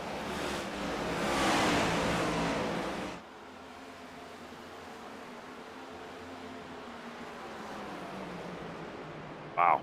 Yeah, that could have been a lot worse. Mm-hmm. There's a bit of a gaggle going on right there where Richie's at as well. So, Which the thing is, if you're out there on new tires, that's the last thing you want to do. The last thing you want is a caution. You've made your pit stop. So I would be very careful around those cars that are slower on older tires. absolutely. The guy, though, that kind of surprising me right now is Robert Fitzpatrick Jr. He's definitely cut into that lead a little bit, but he might be fighting some lap traffic as well because he's having a hard time trying to get to that bumper of Ray Lane. And Yeah. Ray is in all kinds of traffic as well. I don't know if the 09 there. 09 just came out of the pits yet again, so yeah, he's got newer tires as well, so he's making it a little complicated for some of these guys. And then the 4 there, having an issue off turn 2 there in front of our leaders. So here comes the 09 to try to unlap himself on the 41. It cost 41 just a little time. Now Robert's locked in on that bumper. He's got nobody in front of him, and actually, yeah, Ray lost a lot of time that last lap there with the 09 getting around him. Definitely brought Robert up to about 4/10. Robert is coming. TJ Martell's hit pit road, so he's going to make his stop now. We'll see where he comes out. Oh, wow. 46 trying to get into pit road. Man, right in front of the leaders. The 21-2 kind of with the fresher tires. We already saw him with Richie a couple laps ago, and gets by our leaders now to get one of his laps back. That is definitely screwed up Ray because Robert is right there on his bumper now.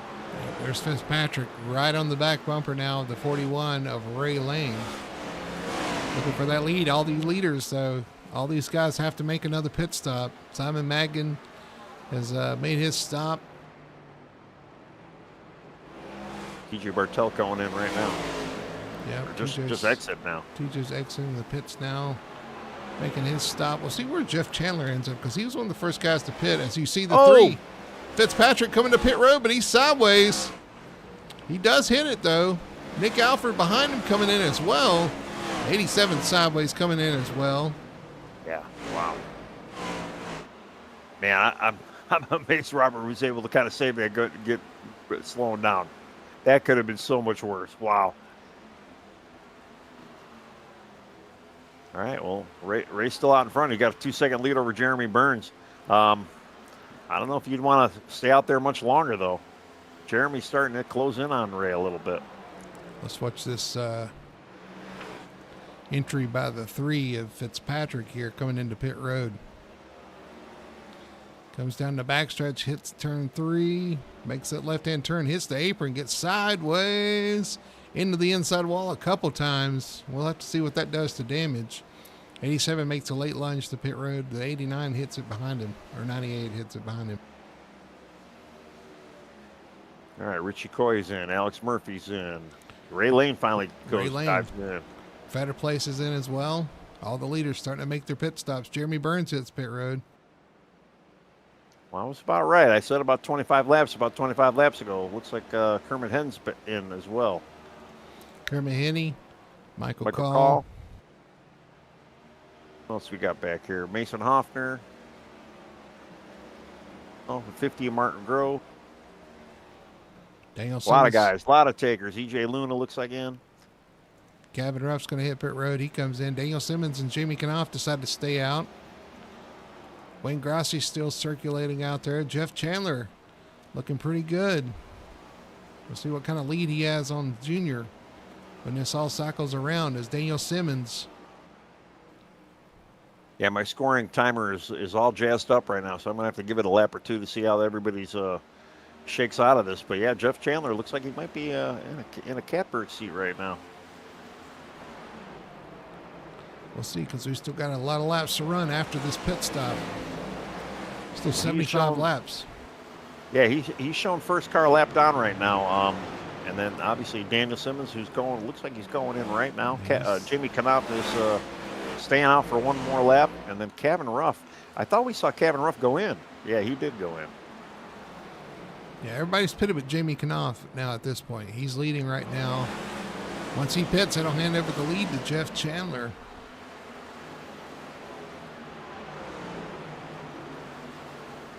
Jeff's got a little bit of fire with Ben Tracy right now. I don't know if Ben's that aggressive to try and get by him. He's definitely not. They're definitely not racing for a position right now, but he might have a little bit better tire than Jeff at this moment. Jeff might just decide to let him go.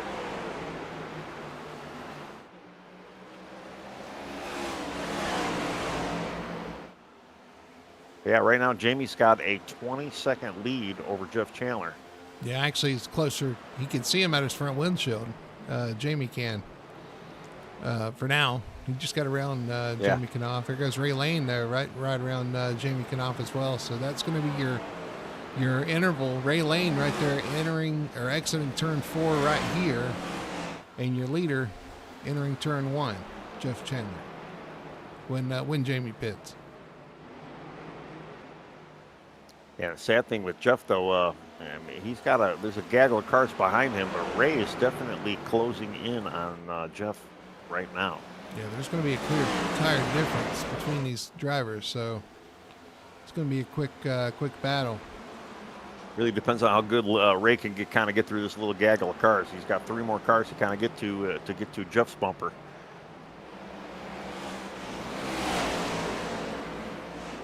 I don't know if they're going to work with him much, but those are the only 3 cars we have on the lead lap at the present time. We got Jamie, Jeff, and Ray Lane. We just have 3 more get around Jamie Knopf to join the lead lap. Fitzpatrick, Alford, and Burns all go around the 48 of Jamie Knopf now on the lead lap. Going back to this, here's the 48 of or the 31 of Chandler, who will be our pseudo leader. But that's only going to last about another corner. As here comes the 41. Of Ray Lane to the inside, 3 wide. He was a little hesitant there, but I think with the tire in the position, he definitely wants it. He does get clear of Jeff at least. After Jamie does pit, he should presumably be the lead. He's going to have a 3-second lead over Robert Fitzpatrick Jr. We saw Fitzpatrick Jr. Wasn't he the one hit the wall coming into the pits? Yes, so he did. See if that hurt his car or not. Well, he's under fire right now with Nick Alford. Is that 33? Slow. Yeah, Ben Tracy slow. Oh, caution's out. 33. This changes everything. Caught a lot of guys lap down as well. Good. Now let's go back and see what happened to the 33 of Tracy to bring out this caution. Coming off turn 2. Are we going to just see him? Yep. Wiggle, wiggle, wiggle. Smack the wall. And for some reason, he doesn't continue. He just pulls it to a stop right there and causes the caution. Yeah, our hard hit on the inside, too. Fender came off, and not a good night. I believe he may have been close to the limit. Anyway, but let me look. Oh, no, he wasn't. He only had 8. That's going to leave 9 cars on the lead lap right now. Jamie Knopf, that strategy paid off, and he's still the leader here. He's going to have a big lead on Ray Lane, Jeff Chandler, these other guys as they come into the pit road. Actually, Ray decides to stay out, but a lot of these guys coming in to the pits for fresh tires. Well, Ray had some pretty good pace throughout this race, so I mean, it might not be a bad option to stay out. The problem is, though, how many guys behind him have not, and they're so far back in the pack right now that they may have just went in anyway. I mean, if I was on the lead lap, I'd definitely come in and get tires, especially when you only got about 10 guys on the lead lap. You're going to get a bunch of guys that are going to try and go for that wave around, but they're going to be on the older tire, and I don't know. I would have went in and got some. Well, something happened to TJ Bartell in that pit run as well. He's 17th right now, a couple laps down.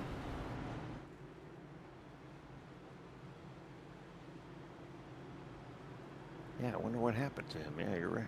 I'm my cycling and scoring is a little behind, so yeah, he may have had a bad pit stop or whatnot. He's getting the lucky dog though. It looks like right now. Maybe, oh maybe not. Looked like he was getting ready to drive around the field. No, I believe our lucky dog's gonna be the 50 of Grove, maybe.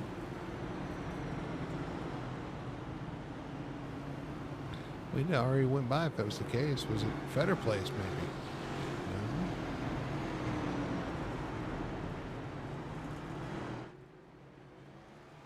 I think there is a bit of confusion on where some of these guys need to be and where they're going, and I wouldn't be surprised if there is an extended caution here. We do have plenty of wave arounds. Cabin Ruff, Kermit Hinney, Simmons, Fetter Place.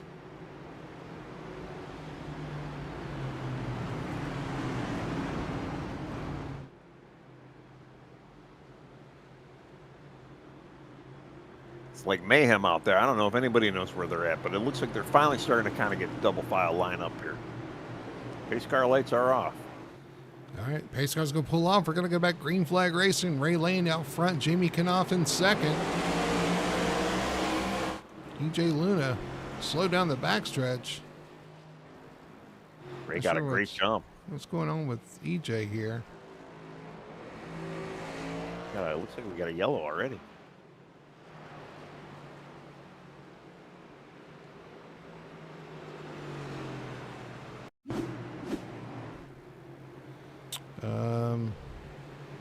Yeah. Would have freaked you through that one. I'm not seeing that.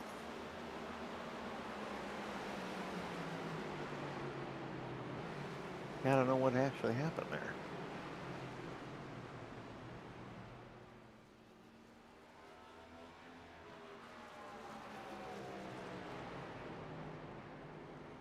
I mean, I know EJ kind of came down to a little bit of a stop. I don't think that would have triggered it though. I don't see any wreckage.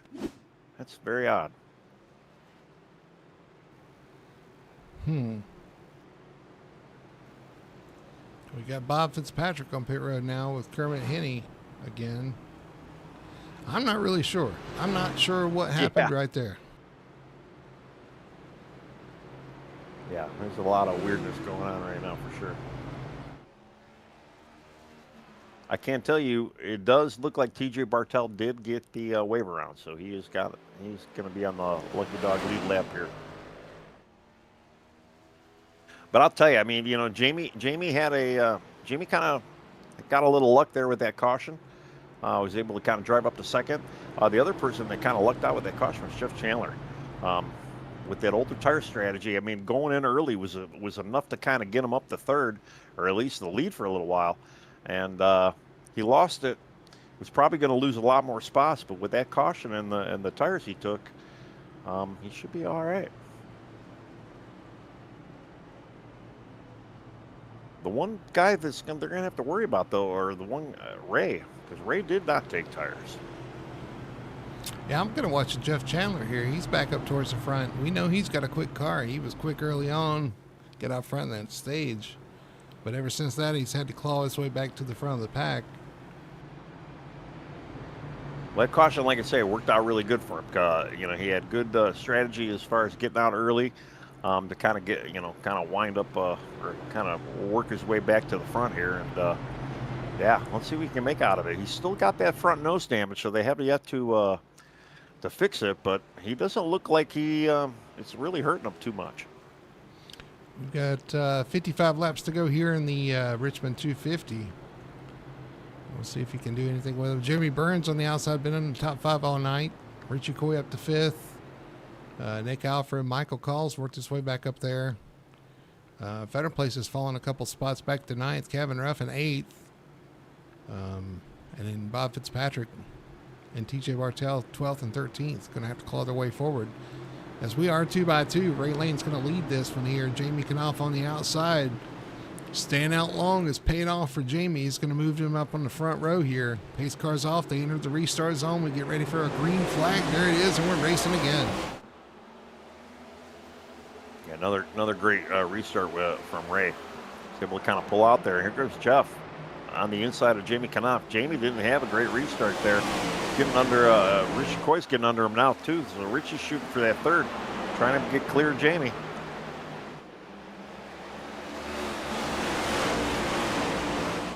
But here comes Jeff. I mean, we've heard time and time again the clean air is king around here, and you know, Ray's obviously been making it work for him. But Jeff with the fresh tires, he's going to be able to get up there.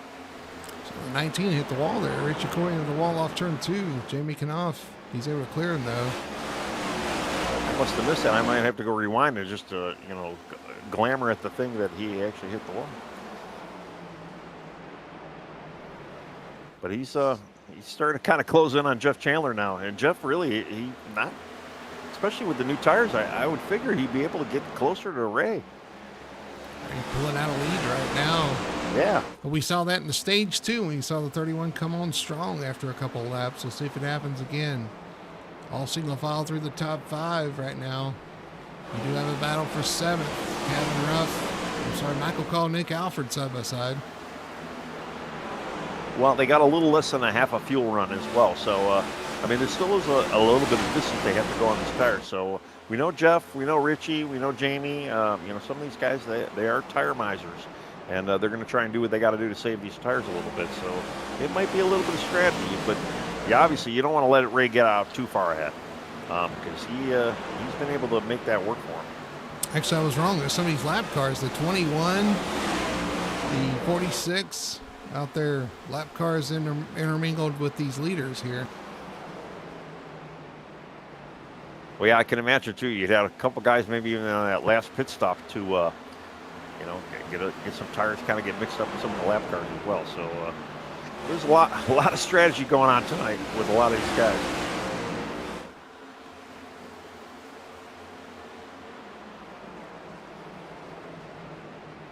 Round and round they go. Who will win? We have no idea yet. I mean, there's still quite a bit of racing left to go here. Nick Alfred or Michael Call looking on the inside of the 50. Again, some more lap cars. The 50 of Martin Garreau there. Contact down the front stretch.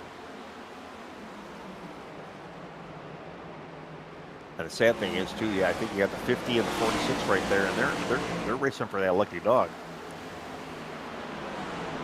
And then Ray Gill, I believe, is in that mix as well. So they're trying to fight for their positions as well. But they got to be careful. You know, 1X during that caution, this kind of loses their opportunity. Richie Coy, though, getting a little closer to Jeff Chandler. And Jeff Chandler actually starting to reel in Ray Lane a little bit. He is starting to heat up front. Here comes the 31. Jeff Chandler looking for win number 2 of the year, I believe. Is he got a win?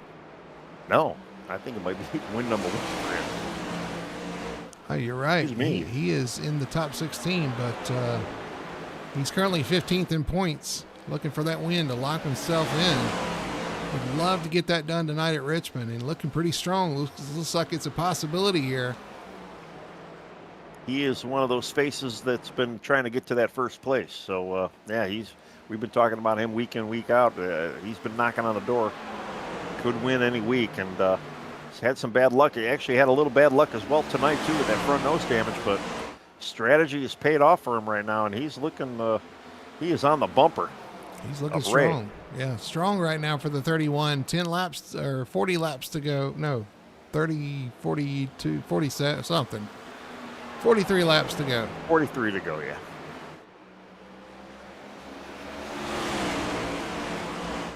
What's amazing, though, I mean, with Richie and the 31 and of Jeff, the two of them with the fresher tires over Ray, they just can't seem to get to that bubble of that bumper and make any moves on him. And it just, you know, the arrow of this car, I think it really just kind of prevents these guys. They almost got to try a different line, maybe even try to work to the outside. We got the 3 into the Daniel Simmons. Bob Fitzpatrick into Daniel Simmons back there. They keep it straight, though. But, man, that was almost disastrous right there for the 06. Man, and he was able to, wow, what a save. Lost a few spots, but man, what a save.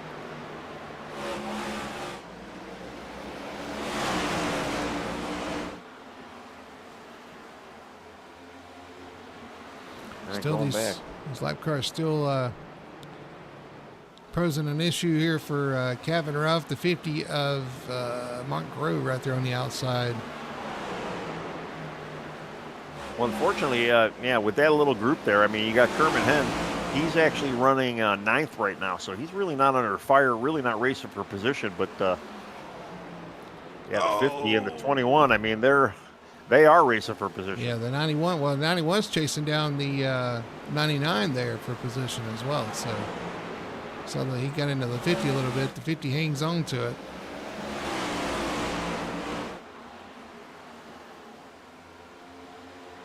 A lot of crazy action out there right now. I have to go back up front though, see what's happening. Jeff Chandler's down to a 10th to Ray Lane, and Richie Coy's still in tow as well. Just nobody can make a move on anybody right now. TJ Bartell able to get around, and Brandon Feder plays for 11th.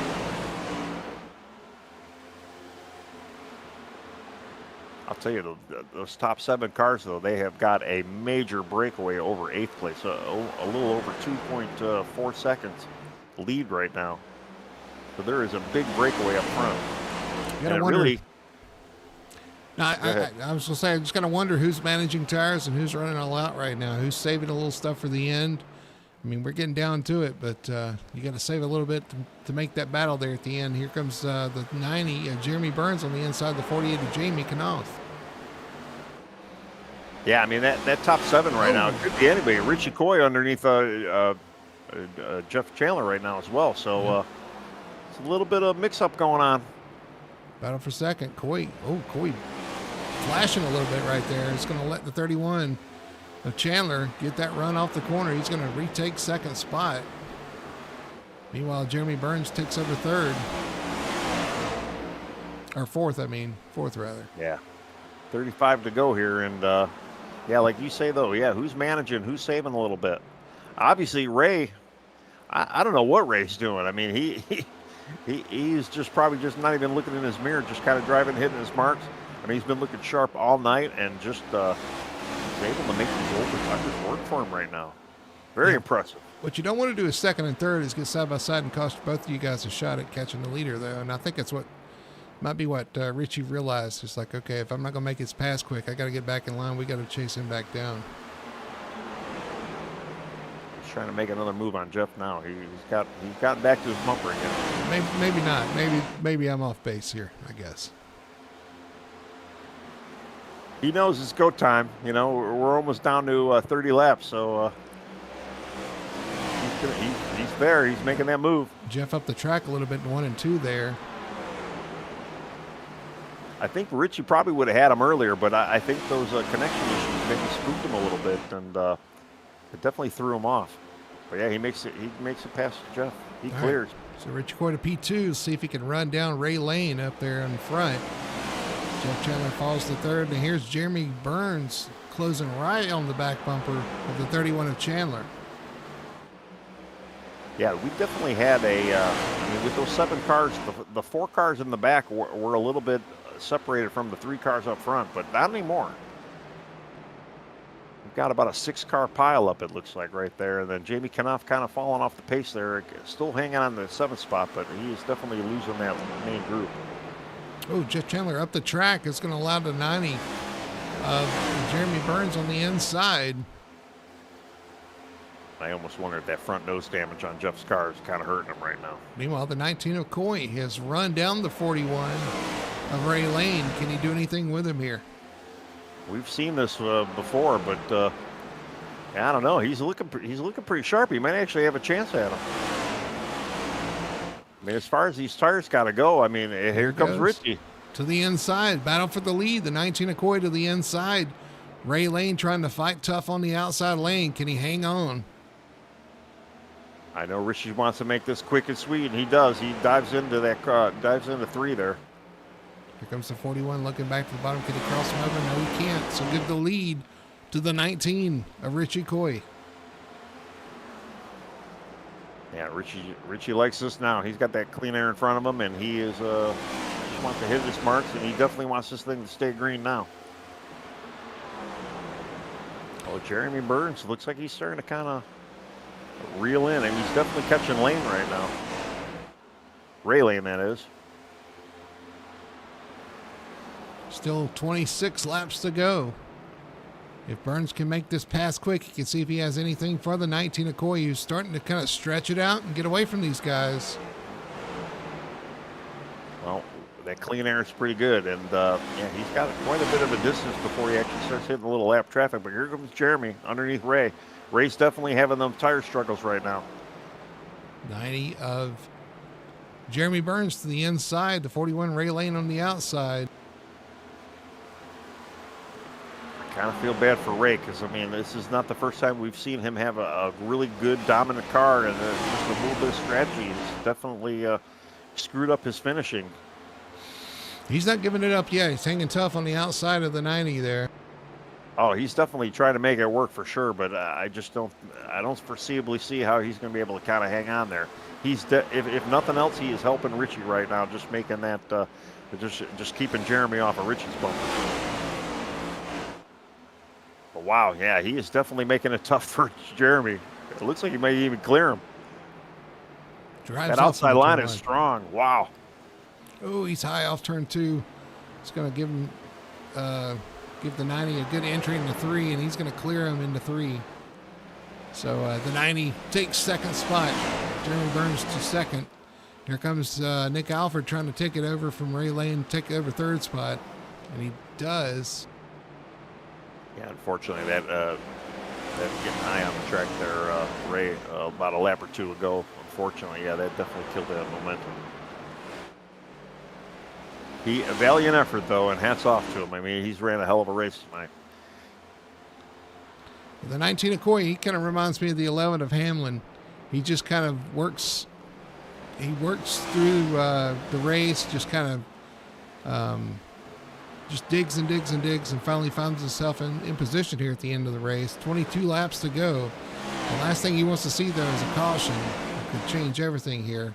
As Jeremy Burns is in second, Nick Alford third, Ray Lane fourth, and Michael Cowell now up to P5. As Chandler's dropped to sixth.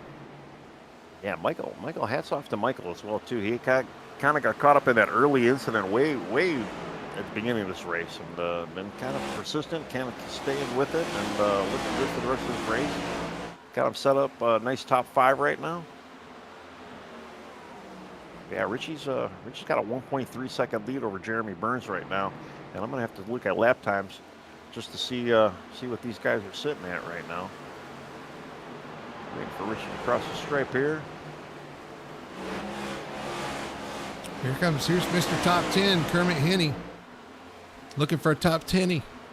Here currently in 8th. He just shows up at the end of these races, man. He just grinds out those top 10 finishes, solid finishes. You never really hear much about him. And he shows up at the end of these races and gets a solid top 10 finish. Yeah, no, for sure. He's actually, it's kind of shocking to see him week in, week out. He just sneaks in that top 10, gets a nice solid finish. He might have a top 5 here. These guys in front of him keep backing up. Jimmy Knopf and Jeff Chandler in front of him. Actually, it's be 6th, I guess, but it looks like he's a little quicker if he can find a way by. And as far as lap times go, Jeremy Burns has been religiously, well, maybe not religiously, but consistently about a hundredth quicker than Richie lap after lap. I mean, it's not a huge margin, but he's definitely just a hair quicker than Richie. I don't know if he's going to have enough though to get it there. Maybe, he might need a little help from some lap traffic if Richie starts to catch some, and I believe he is getting close to some. Watching Richie Coy here. Let's look out the front window. It's pretty clean down the back stretch, but they may get there in time. I don't know. 15 laps to go at the line. Well, that last lap, Jeremy was exactly 1/10 quicker, a 363 to a 263. So he's starting to catch on him. little bit, lap by lap. I mean, he's got a second deficit right now, but only about 14 laps to go before we finish this off. Yeah, 1.1 seconds, 14 laps. He's going to have to do about a tenth a lap to get there and then have a chance to kind of pass him. He's giving it everything he's got. Still 1.1 seconds between the top two. I mean, as far as the new guy goes, it comes in the league. Jeremy Burns, the number 90 I'm talking about right now, had a really good clean run tonight. But yeah, been in the top 5 all night, battling for second right now. He is starting to maybe even get a little under fire from Nick Alford. It looks like Nick Alford's starting to catch him slightly a little bit as well. So, but still, new guy, new driver in the league, doing a hell of a job tonight, making a name for himself out here. Absolutely. We're getting down to it. And they are starting to catch some lap traffic. I believe it's the 30 of Mason Hoffman in front of him. And then the 7 of Wayne Grassi as well. And hats off to Wayne. He's got 12 incident points. He's had 12 incident points for probably the last 200 laps. And grinding it out. Just staying clean, not making a mistake. He does not want to be DQ'd, and you're doing a hell of a job tonight, Wayne. Keep it up. You're almost home. All right, there's the lap traffic, and there's a good bit of it in front of him. Can Richie Coy work his way through there cleanly? Here comes the 30. Oh, 19 up the track into the 30.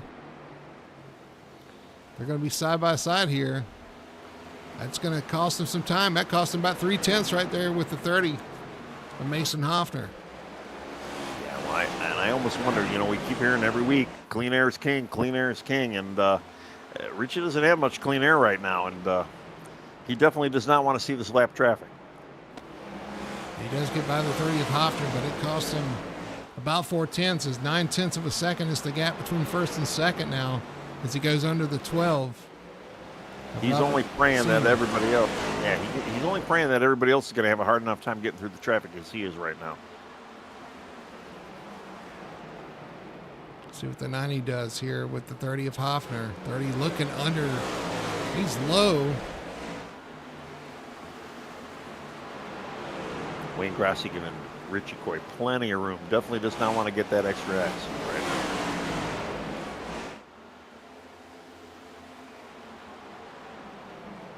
Down to about a second between first and second. As Burns is working through the lap traffic, the 12 of Robert Fitzpatrick Sr., he's able to clear him. Yeah, Richie was able to make up a little time on those last couple laps, so Jeremy's probably having a little hard time trying to get through some of that traffic, but he's only got Wayne Grassi, and we know Wayne's not going to give him much of a fight. 7 laps to go here at Richmond. Oh, that wasn't the 12 that went around there. That's the 12 in front of him right there. Yep.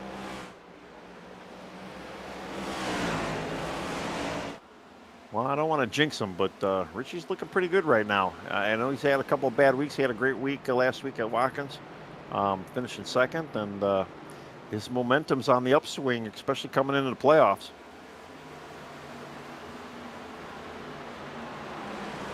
Looking good tonight, though. Put himself where he needed to be, and making moves. So what Jeremy does here is he looks to the outside of the 12 going into turn 1. Trying to get on the outside of the 12 right now. Yep. Robert Sr.'s going to let him by. 90 into the wall. The 98 into the wall as well. Burns and Alford both touching the wall coming off the corner. Yeah, he did definitely touch it. It's going to open the gap back up to Richie Coy. 1.3 seconds once again between first and second. Yeah, just for reference, Richie ran a 22.4. Jeremy ran a 22.7 that last lap. So, and Richie's got pretty clean air right now. So it definitely might have enough to make it to the end of this. We got 5 to go. Looking at this battle back here, TJ Bartel able to get around Kevin Ruff. Daniel Simmons holding him on for now. But back up front, the 19 of Coy, still 1.3, almost 1.4 seconds between them. As they start stretching it out, Nick Alford in third. Richie definitely does not want to see a caution. He just wants to see this thing continue, finish off. He definitely doesn't want to see more lap traffic either. 2 laps to go. It's up to 1.4 seconds.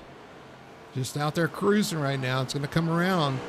And hopefully see the white flag. 1 lap to go here at Richmond Raceway. What a workman-style effort tonight for the 19 of Coy. He's had some rough things happen early on. Got into the back of a car that was spinning. Had to go in and get it fixed. Climbs from the back.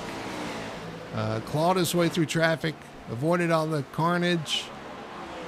And in the green flag run, he gets it done here through 3 and 4 for the final time. It's going to be the 19 of Richie Coy taking home the win in the Richmond 250.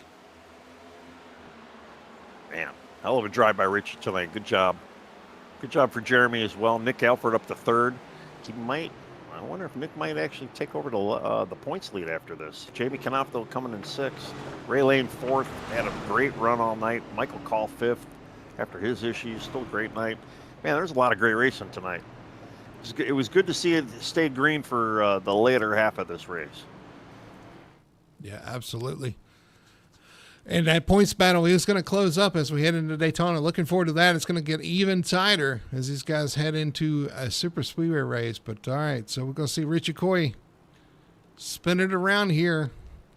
Gets, I think, win number 3 of the season. I believe so, yeah.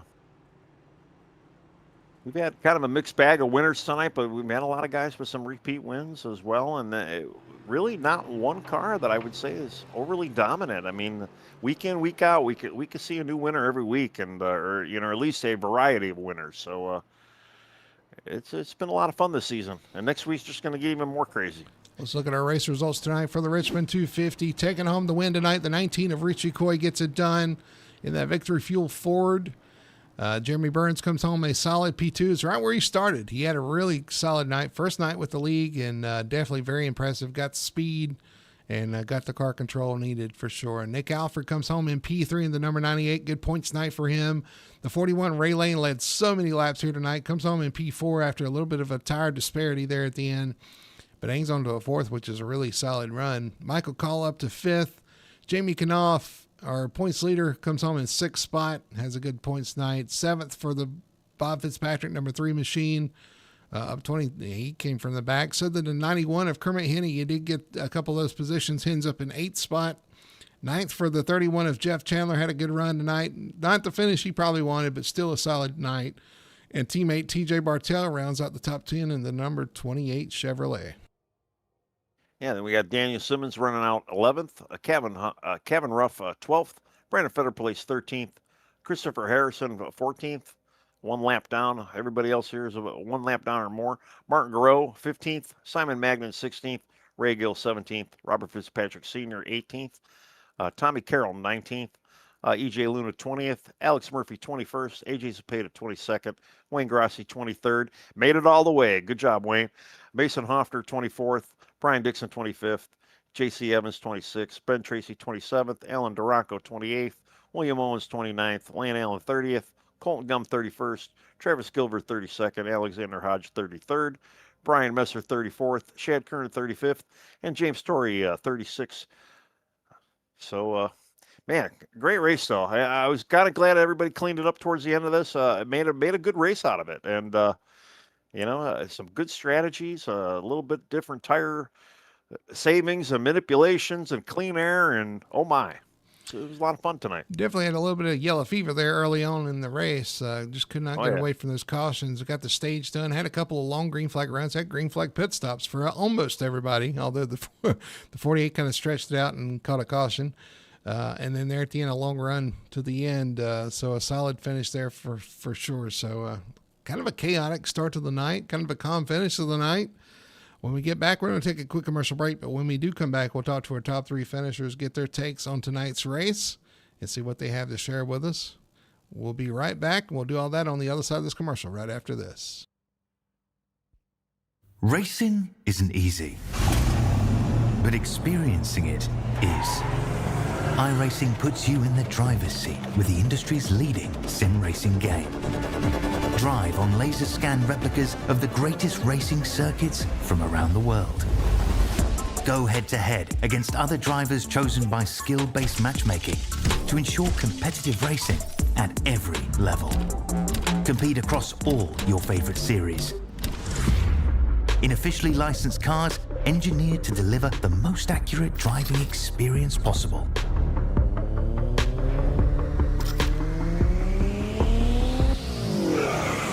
Join a race or host your own with players from across the globe.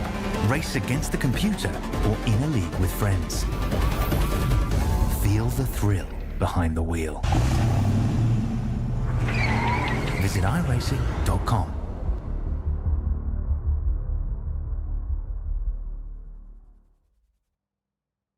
We are Best One. The best tires. The best customer service. The best automotive service. And the best customers. You see, Best One isn't just our name, it's who we are. Since 1948, Best One has been delivering quality and dependable tires and full-service automotive care to our customers. Best One, selling tires, serving people. We are Best One.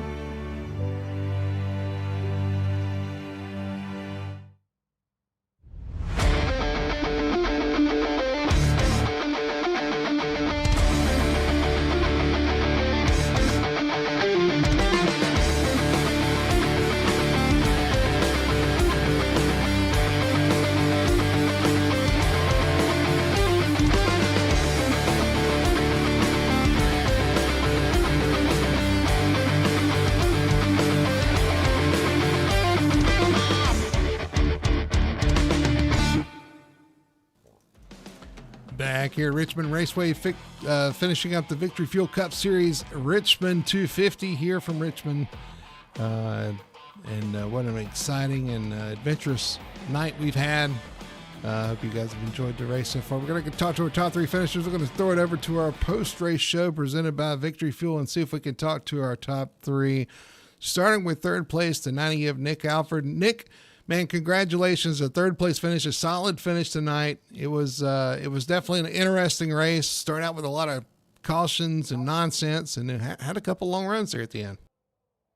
Yeah, that was a race. I will say that. We had a race. I mean, the long green flag runs was fun. For some reason, I just didn't have drive off of turn 2. I would make up ground 3 and 4 and then lose it all on exit of 2. So I was stagnant towards the end there. So it was kind of frustrating, but it is what it is. It's Richmond. Well, you want a certain kind of drive off, because we saw plenty of guys have drive off of turn 2 and drive off right into the inside wall. So yeah, you want to make sure you got it hooked up, but at least it didn't hook up like that. But yeah, man, just talk about the I believe, let's see, you started, where did you start? Oh, you're only 6 back. So yeah, so you were in the top 10 pretty much all night, but man, it was a little chaotic there early on, a lot of caution after caution after caution. Everybody finally calmed down, or at least parked their car and got it done. But just talk about your night, man. It was a good points night too, and you closed in on the 48 just a little bit. Yeah, that was my main goal tonight, is kind of close that gap more, leading up to next week. The beginning of the race, man, it was just so frustrating because by the time you got into a rhythm, a caution came out, and you just never got into that rhythm until after the stage. It was just frustrating to start a race. I don't know what it is, but people driving over their skill level or what it may be. But some people need to take some extra practice laps or whatever they need to do to get comfortable at a track that they may not be comfortable with. Yeah, for sure. And, that was tonight. You can kind of take a breath now, relax. You got your points, you get out of Richmond. But, man, we've got the big track, Daytona, looming next week. Anything can happen at a super speedway. What are your thoughts going into Daytona? Everybody knows that I absolutely despise plate drafting tracks. I'm just not a fan of my race being controlled by or in the hands of other people. So we'll see how that goes. I'm going to try to stay clean, try to run up front with my team, and just kind of be safe out there. Yeah, it's really all you can do at a super speedway, but that's where the battle's going to happen next week between you and the 48 of Jamie Knopf. Unfortunately, it's going to come down to a super speedway race. Should be entertaining. Listen, me and Tony in the booth, we're going to love it. But you guys, I bet you will. I bet you will. I bet you guys are I'm going to gonna be on edge. screaming all night long. Yeah, for sure, for sure. So anyway, man, congratulations on the solid finish tonight. P3 tonight. Go get it done next week at Daytona. We're going to hand you the mic there, let you do your shout outs and your sponsor plugs. Yeah, big shout out to Team Conti, giving really good setups all week. We just hit 5,000 total wins since their inception, which is awesome. Shout out to Hot Lap Heroes for the camaraderie, the help, and being there, all race and Discord. And shout out to you guys for the broadcast in the league. All right. Well, there's your third place finisher tonight. Nick Alford brings it on P3, gains in the points. He's going to do battle next week at Daytona against the 48 of Jamie Knopf. And I believe, Tony, you are standing by with our second place finisher, new to the league. Jeremy Burns brings it home P2 in the number 90. Yeah, we've got our newest driver, Jeremy Burns.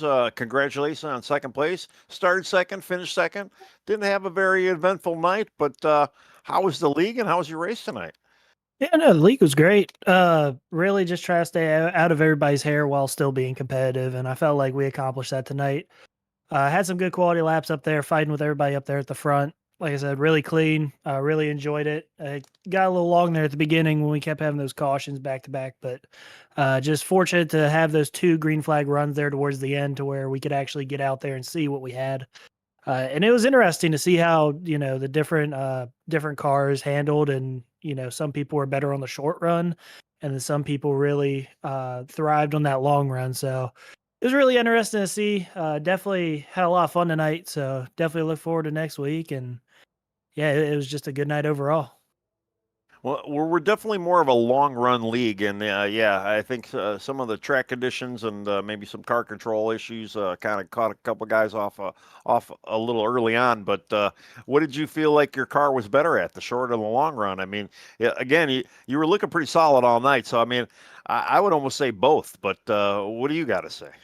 Yeah, I mean, I felt like we fired off pretty well. I felt like we could really make the high line work, whether it was the short or the long run. But I also felt like we were pretty strong on the long run. Didn't feel like we were quite as strong there as Richie towards the end. And I felt like Ray had our number if we hadn't gotten that last caution. But overall, I mean, it was a very good balance.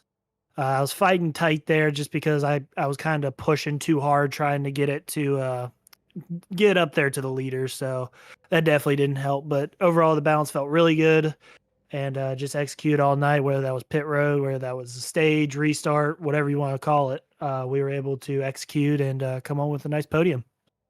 Well, you did, and yeah, congratulations on second. Welcome to the league, and I'm sure we'll be seeing you next week at Daytona. So I'm just going to open the floor to you, and then you can thank your sponsors and whoever else you want to give a shout out to. Yeah, no, just huge shout out to Metroplex for being on the hood. Huge shout out Mike Call for getting me in the league. All the sponsors of the league, everybody that watches out there. Huge shout out to y'all for doing the broadcast. I'll have to go back and watch it. Be the first one that I watch. So hopefully I can go back and see what everybody was up to tonight. But yeah, other than that, we'll go on next week. All right, man. Well, that's our second place finisher, Jeremy Burns. Again, congrats. Welcome to the league, and yeah, enjoy the broadcast. We try to make it interesting for you guys. So we'll see you next week.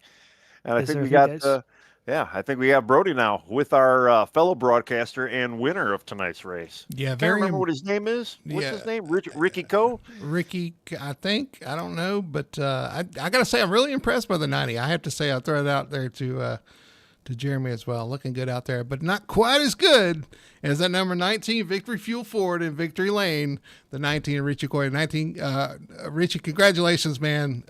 What an up and down race for you. I guess for everybody, but especially for you tonight. Man, I was at one point I was 31st I was 31st. I was on pit road. I was behind everything, and I'm like, there's just no way. And it's a long race. You just got to keep picking every spot, every little bit of caution. I'd pick up 1 or 2 spots, and I had 2 incidents from the early incident with Daniel, and that's the same 2 incidents that I had at the end of the race, and I think I passed a lot of cars. So. Yeah, you were in the back of a car that was spinning off turn 4 at one point. You were behind that, and there with about 5 to 10 laps to go, you and the 30 made a little contact into turn 1. Man. It's you know what I'm going to say, right? I went down to that corner, hit the shifter, and it didn't shift, and went right up the racetrack into him. And I'm like, oh wow. Yeah, I just, it's every time you have to go offline here and shift, I just I don't work that way on ovals, and it just totally threw me out. And I apologize to the 30 for that. That was, like I said, I went down in there and I hit the shift, and it didn't shift, so it didn't slow me down enough, and it went right up the racetrack. I'm like, ah. Yeah, we saw that. That cost you about 3/10. It's like, oh no, is he gonna throw it here? But then you clawed it back out and clawed away from him. But yeah, that lap traffic at the end of the race had to be a little chaotic, little bit scary when you start catching those lap cars and trying to predict where they're gonna go. Are they gonna give you room?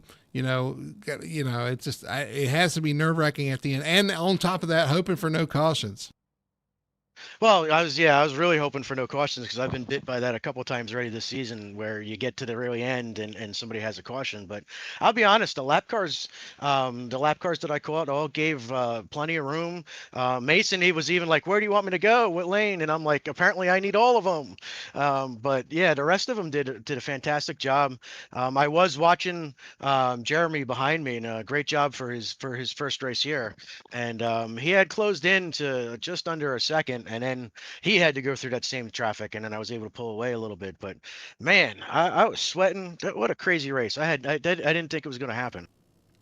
All right, well, I'm gonna throw it over to Tony. I'm sure Tony has some comments and some words of wisdom for you. Tony, go ahead.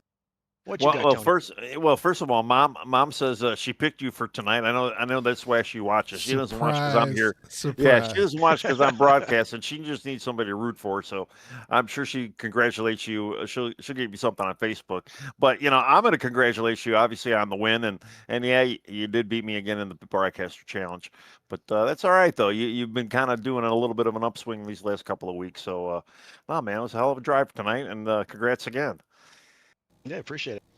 Yeah, a little tip too. They said don't climb on the top of the car. We don't want you Oh falling. yeah. But anyway, Yeah, I'm man, too old for that. I might break a hip. you want to slip on that victory fuel. You got to get that in there, right? That's right. Yeah. Absolutely not. Well, man, congratulations once again tonight, taking on the win, the 19 Decoy. That's win number 3 of the season. Puts you in a good position going into the playoffs. We do have one more race there next week, Daytona Super Speedway Racing. We talked to our third place finisher, Nick Alford. I couldn't think. No, and Nick was like, "Man, I don't like super speedway racing. It's nerve wracking, being out of control." What do you think for next week? I'm not going to think about it until we get about 10 laps to go at the end of the race because it's not worth fretting over. I have a very small amount of guys that I race with, so I don't have a major team. Some of these guys have 3, 4, 5 guys, and they all draft together, so it's all going to be a crapshoot, and it is what it is.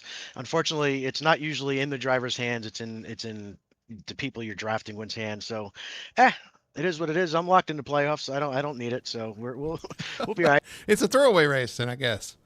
Wait a minute. What happened to your team? Yeah, I know your teammates are going to be up here drafting in the booth. So Yeah. Yeah, right. That's exactly it, you guys. We're going to It's enjoy very the hard to entertainment. draft. You guys send down signals to me, will you? Yeah. Sure. Well, anyway, man, congratulations. Throw it to you. Let you do your shout outs and your sponsor plugs. Appreciate it. As always, got to thank Fury Motorsports for giving me a hot rod tonight. I didn't even know it was a hot rod until about 35 laps to go, and was able to find out that we had something for everybody. Thanks to Victory Fuel. Thanks to Phoenix PCs, Icon Apparel. Shout out to Tony's mom and dad for watching. Appreciate them rooting me on. And thanks to you guys for in the booth and everybody in the league. I know it was a lot of cautions, but we also had some green flags tonight. So we had some good moments tonight, and I'd like to thank everybody for those. Definitely a mixed bag of things going on here tonight at Richmond, but at the end of the night, the 19 of Coy gets it done. Richie, congratulations. We'll see you next week at Daytona. Appreciate it. There's your winner tonight. Tony, we had that's what I'll call it, a mixed bag, because early on we couldn't get out of our own way, and then there at the end we had a long green flag run, had green flag pit stops, little, as I say every week, and it seems like we do it every week, but we had a little bit of everything. Well, and it's kind of been the trend lately. The early on in the race, it takes a little time for everybody to sort themselves out. I think we'll just leave it at that. And Yeah, the end of the race became very exciting. A lot of green flag runs, a lot of crazy strategies, different tire managements and pit cycles, and all kinds of stuff going on. And it was very interesting. And yeah, the cream rose to the crop or the top or whatever you want to call it. And yeah, Richie, Mr. Coe got it done. We had a new driver finishing second. Nick Alford extended out, maybe closed in on Jamie Knopf a little bit as well. Great race overall. I mean, a lot of fun here at Richmond this week. We sure did. We had a quite exciting race, and next week is going to be the same as we had at Daytona. Next Monday night, 9 p.m. right here on Full Throttle Television. You can catch all the action of the Victory Fuel Cup Series as they head to Daytona, the finale for the regular season and the finale for the B season as we look to go to season C in the playoffs. It's going to be an exciting one, an exciting finish to what's been an exciting season of racing so far. So you definitely want to catch it 9 p.m. Eastern right here on Full Throttle Television. But we are also covering the Sim Racing Points Truck Series 2 days from tonight.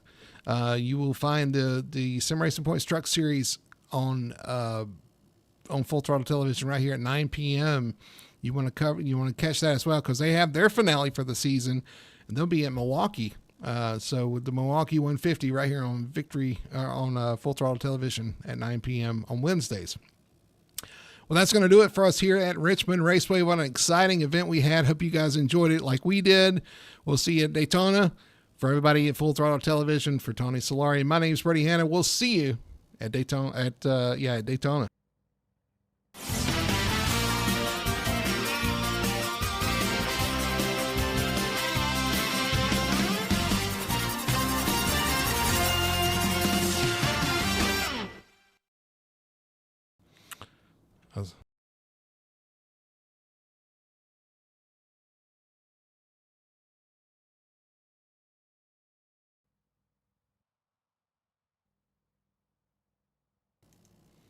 I saw that.